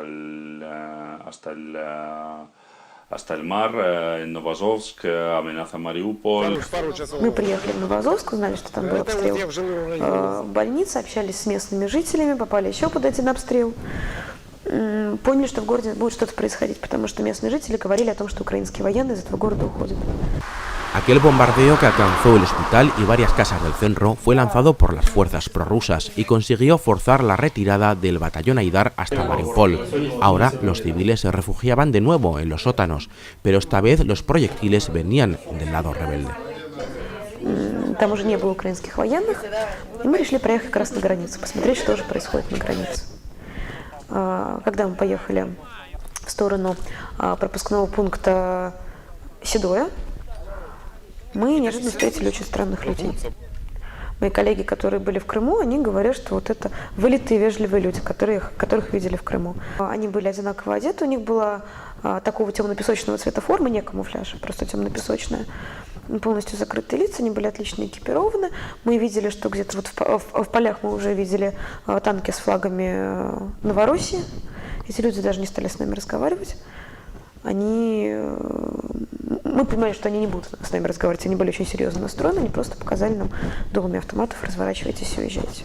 Mariupol, la otra gran ciudad en juego, estaba ahora bajo control total de Kiev. Amenazada desde el este por las fuerzas rebeldes, la ciudad vivió momentos de pánico. Первая информация о том, что что-то происходит на границе в районе Мариуполя, в городе была легкая паника. Люди выстраивались в очередь на заправке, скупали бензин. Люди скупали какие-то продукты первой необходимости, там заряжали все мобильные телефоны для того, чтобы, если что, быть на связи. Там кто-то набирал в ванну воды, потом выстроились очереди на выезд из города на блокпосту. Но вот эта паника первых дней, она очень быстро схлынула.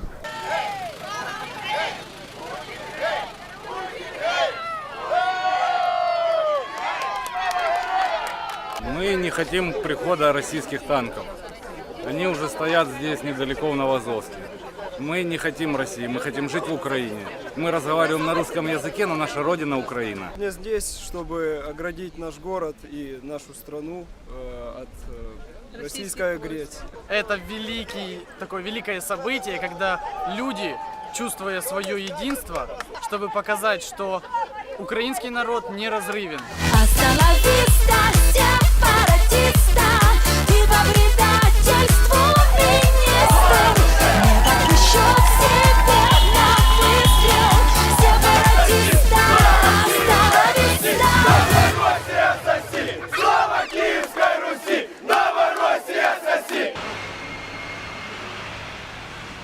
Mariupol fue también el primer lugar de llegada para aquellos que escapaban de la guerra en dirección a territorios controlados por Kiev. Мы приехали из Донецка, когда сильно начались бои, самолеты летали, моя дочка начала уже пугаться, сильные взрывы были. Она уже начала прятаться, и я просто стала переживать за ее психологическое состояние. Решила выехать. Выехали мы сюда, в Мариуполь, к друзьям.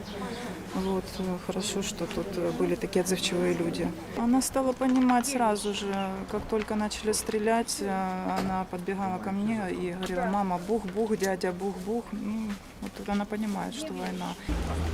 Когда уже стали активные боевые действия в зоне Славянска, в зоне Краматорска, и оттуда поехали уже люди, переселенцы, которые приехали сюда, в Мариуполь, на временное проживание. Вот тогда мы уже стали, конечно, помогать жителям Славянска, жителям Краматорска. Каждый день буквально приезжали очень много новых людей. В основном это, конечно, приезжают женщины и дети. Нет, у нас тоже картошка. И все, да? Красном списке. Потому что я не могу сидеть дома, когда есть люди, которым нужна помощь. А сейчас такая проблема в городе, вот беженцев куча, поэтому нужно помогать. Тут нужны рабочие руки, скажем так, да.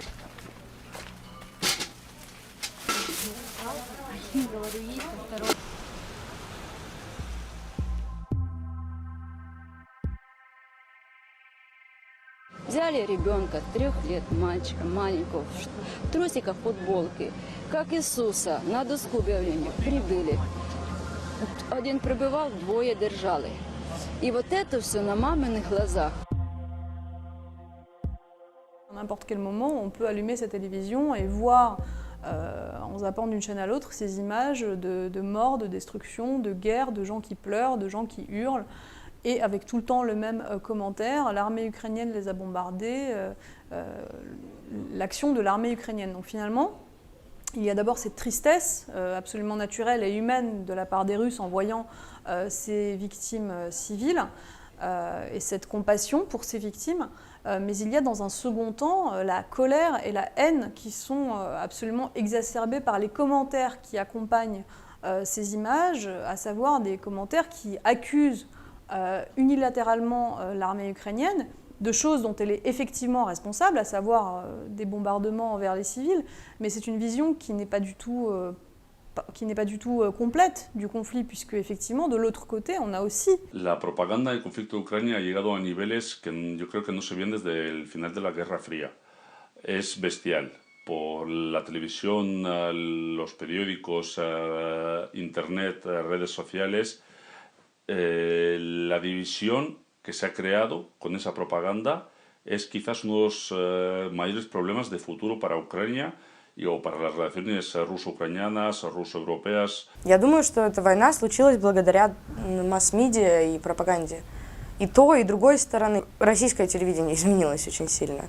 То есть я помню время, когда я работала в Новосибирске с дорожные фильмы мы делали о дорожных движениях.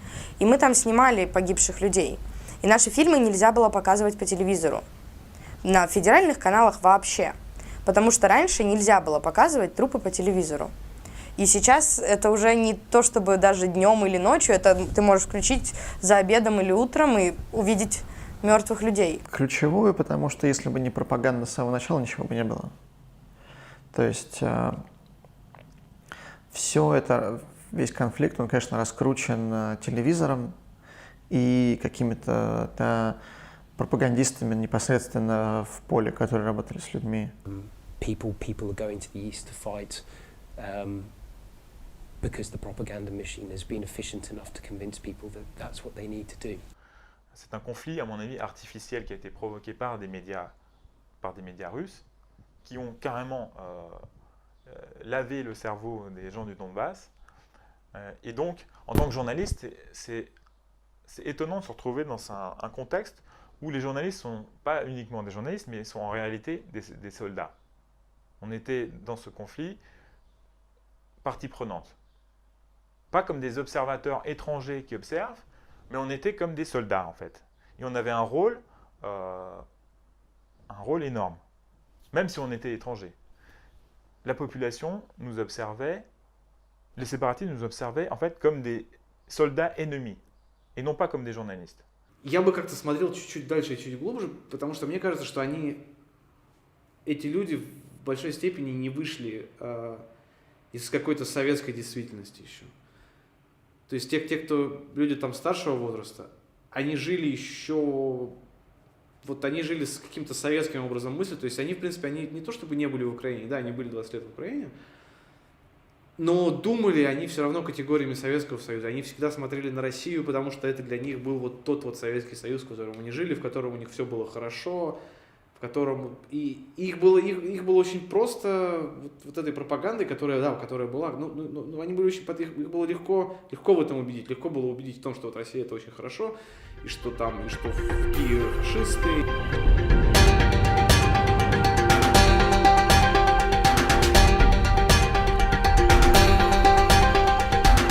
La guerra de propaganda vivió uno de sus puntos clave en el bombardeo sobre Mariupol, un ataque con cohetes Grad que dejó 30 muertos, 29 de ellos civiles. Desde el primer momento, los medios rusos acusaron al ejército ucraniano de bombardear sus propias posiciones para acusar a los rebeldes de ello, algo que vino a denominarse como ataque de falsa bandera. Pero pese al despliegue propagandístico de los medios del Kremlin, pudo demostrarse que aquel ataque provenía del este de las posiciones de los rebeldes en las cercanías de Novasovsk. Human Rights Watch y la OSCE presentaron informes analizando todos los cráteres y demostrando la autoría de los rebeldes.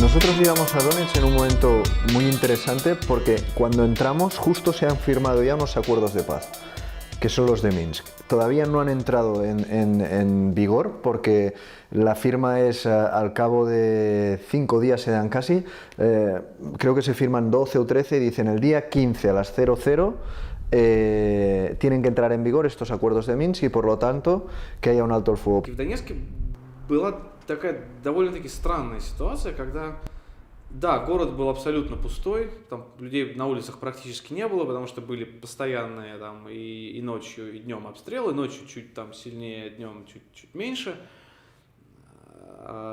Очень плотно обстреливались там окраинные районы и как бы и некоторые районы ближе к центру, вот типа Калининского района, где как раз вот попала мина в людей, которые стояли, ждали гуманитарной помощи. Nos encontramos una ciudad prácticamente fantasma en muchos de sus barrios y a mí me llamó mucho la atención porque yo esperaba un sitio, era un prejuicio seguramente, pero un sitio como mucho menos activo, mucho menos moderno, etcétera, y era una ciudad, en cambio, como puede ser Valencia, digamos, en España, de más de 1 millón de habitantes, que podías intuir que ese centro había sido muy vivo, etcétera, y en cambio nos encontramos con esa misma ciudad, pero prácticamente fantasma en muchos de sus barrios y sin duda en casi todo su centro comercial. Но стоило отъехать буквально там, взять такси и там отъехать на 10 минут из центра, и там становилось все очень плохо. Там разбитые дома, люди, которые сидят в убежище, боятся выйти, потому что постоянно стреляют. Какие-то совершенно такие рандомные попадания, то есть прилетает то туда, то сюда, то в больницу, то в жилой дом. И как бы не совсем понятна ни география попаданий, ни цели попаданий. Да? Había por un lado una parte de la ciudad que está dividida, digamos Donetsk, había una división muy clara que la marcaba una línea de tren. Al norte de la línea de tren no vivía casi nadie, todo el mundo se había alargado, y en las otras zonas sí que vivía gente, ¿no? Nosotros evidentemente, porque queríamos entrevistar a la gente que se había quedado y preguntar el porqué, etcétera. Entonces, gente viviendo allí, pero con una situación bastante precaria. Дочка выехала тут недалеко, в центр города, а здесь бомбят и каждый день, и день, и ночь, и день, и ночь. Да не, пенсию не дают, уже пенсию не дают 6 месяцев. Ну страшно, вот слышите, сейчас стреляют. Когда не стреляют, приходим домой. Когда стреляют, уходим. Сейчас видите, это говорят, которые перемирие обещают нам. Уходите быстрее, потому что...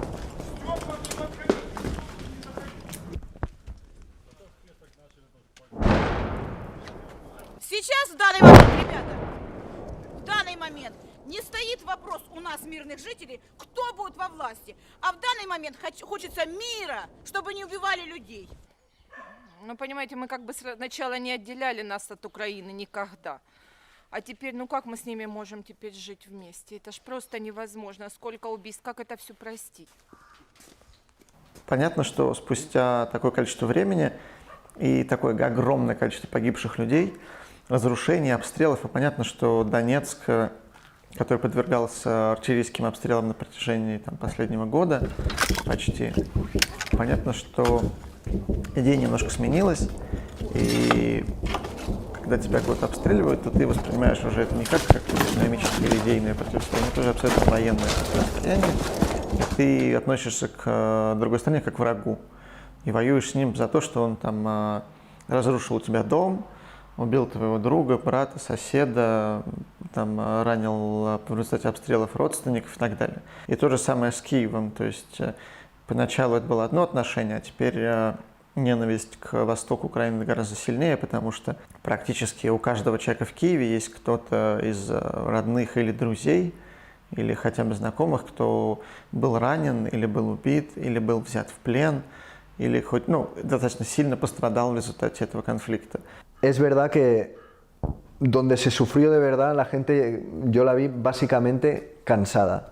Es decir, aunque en el territorio donde nos movíamos la mayoría tenían un sentimiento más de ser prorrusos que no ucranianos, es decir, que igual sí que hubiesen preferido que esa zona pase a formar parte de Rusia o se federe con Rusia o lo que sea, aún y así su situación era tan desesperada que en ese punto ya les importaba todo, cero. Lo único que te decían cuando tú les preguntabas, pero tú te sientes tal, ¿tú crees que vale la pena este conflicto para luego al final igual os federáis con Rusia?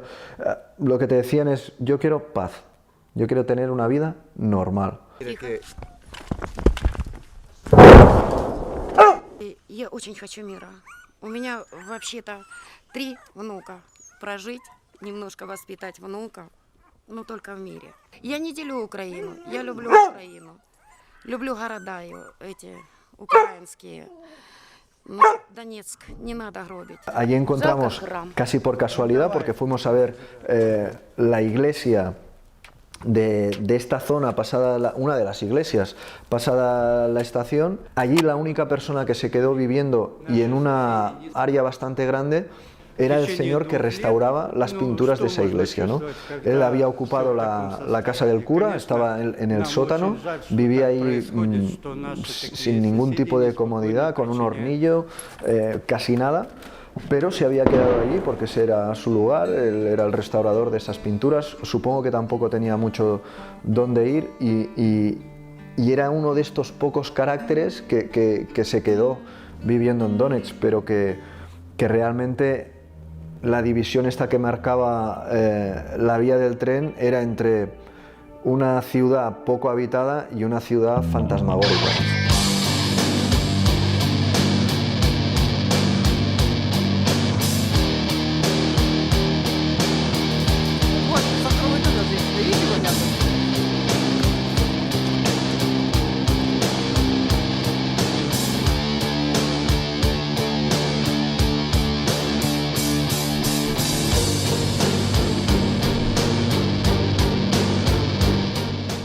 Los rusos en la guerra del Donbass o las fuerzas rusas en la guerra del Donbass deberíamos separarlas claramente. Por un lado están los voluntarios y por otro lado está el denominado Ventork o el viento del norte, que es la presunta, y digo presunta porque no hay pruebas claras, ayuda o intervención militar directa rusa.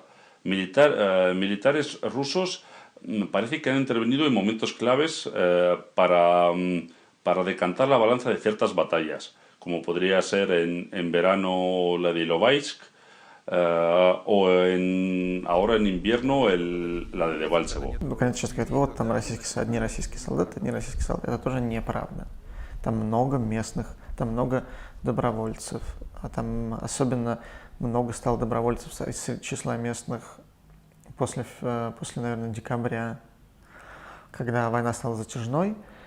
Когда все, кто работал на заводах, шахтах, поняли, что работы у них больше нет, и нет уже полгода, деньги все кончились, запасы кончились, есть нечего, и пошли в ополчение, чтобы хоть что-то делать.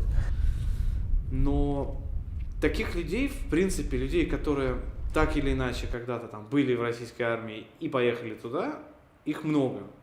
Но как их воспринимать, это открытый вопрос, да? Для Украины это... Да, люди, которые уволились из армии, поехали туда воевать, это 100% российские войска, которые вот там воюют, а ополченцы ничего не могут, да, как они говорят, а вот воюет российская армия. Почему мы не предполагаем, что этот человек не мог просто по зову там сердца или по зову какой-то там Или просто соскучился по войне и захотелось ему там поупражняться, он взял, все бросил, уволился и поехал. Такое тоже может быть. Кстати, если говорить о таких, то я встречал несколько человек, которые мне рассказывали о том, что они поехали просто потому, что им стало там как-то... По большому счету, наверное, скучно. То есть, да, они говорят, что это же там наши ребята воюют, я хочу им помочь. Но с другой стороны, ты видишь, что как-то вот, может быть, действительно, человек повоевал там в Чечне, да, ему это же боевой опыт, да, это же никогда не забывается. И потом он видит, что там война, да, я поеду туда. Por otro lado están los voluntarios, que entre los voluntarios también puede haber militares, expolicías u otra gente. De esos sí hay, yo los he visto, he tratado con ellos, los hay voluntarios rusos, hay voluntarios chechenos, hay voluntarios de otras repúblicas. Es más importante realmente la ayuda material que ha llegado desde Rusia que la ayuda en hombres. Но помощь была в основном не живой силой, а офицерами, потому что понятно, что ополченцы и бывшие шахтеры не могут командовать фронтом на 10 тысяч человек и протяженностью 100 километров. Сюда назад вернемся, сейчас за продуктами поедем. Нету ж тут ни магазинов, ничего, все разбили город. Para mí, la imagen de la guerra, el recuerdo que yo tengo más vivo es Mijail. Es esa persona que por lo que sea no puede marcharse, tiene que quedarse y para mí está todo contado. Me acuerdo que le preguntamos lo que intentábamos de alguna manera, ¿no? De ver si creía que esto podía tener alguna justificación por el tema de Ucrania versus Rusia, si él se sentía más ruso y tal. Y ya mientras estabas planteando la pregunta, ya te dabas cuenta de que esa pregunta era una chorrada inmensa. Куда я знаю, что я завтра буду делать? И до вечера доживешь или нет? Людей там практически не было, то есть оттуда все, те, кто могли сбежать, те уже сбежали, а те, кто еще не сбежал. То есть при нас люди, по большей части, они просто приезжали домой, грузили вещи и уезжали в Нинакиево, там, к родственникам или в Донецк, потому что как бы там жить было совершенно невозможно, там было все разбито. Там большинство из тех, кто в принципе там остался, которые не успели выехать, это были или старики, или инвалиды.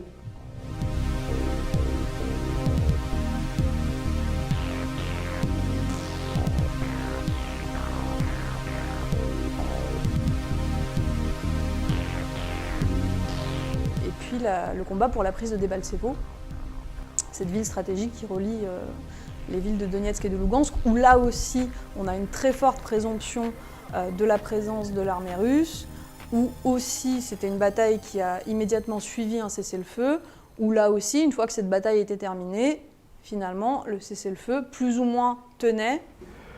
Y allí vimos el que seguramente fue una de las últimas grandes batallas que se libró por Debaltsevo. Allí encontramos una última carretera, un último camino por esta otra vía donde también se llegaba a Debaltsevo y bueno, allí lo que vimos es que era difícil de describir porque al lado y lado del camino había todo de árboles que quedaron destrozados de la magnitud del bombardeo, había estillas por todos lados, tanques aún en llamas, igual había una quincena de carros de combate que habían sido ucranianos y que ahora ya estaban en poder de los prorrusos, completamente, es que estaban en cenizas algunos los habían capturado, había incluso algunos cadáveres que yo estoy convencido que se olvidaron de retirar, quedaban allí 2 soldados todavía muertos y un batallón de soldados rebeldes prorrusos celebrando esa última victoria, ¿no?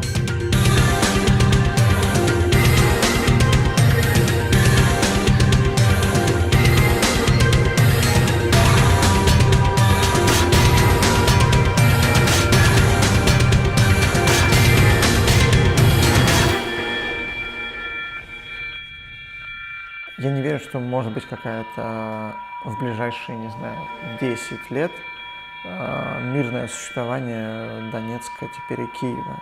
Donetsk y Lugansk nunca volverá a integrarse en Ucrania. Mais la question n'est pas quand est-ce que le conflit réellement dans le Donbass sera terminé, parce que ce conflit il risque de durer très très longtemps. Yo creo que al final de todo esto, acabe cuando acabe, será una Ucrania pues muy dividida. Je pense que Poroshenko a une fenêtre très étroite. Je ne pense pas qu'il puisse répéter les mêmes erreurs que Yanukovych, parce qu'il sait qu'il a un véritable contre-pouvoir aujourd'hui. Ce contre-pouvoir, ça s'appelle Maïdan.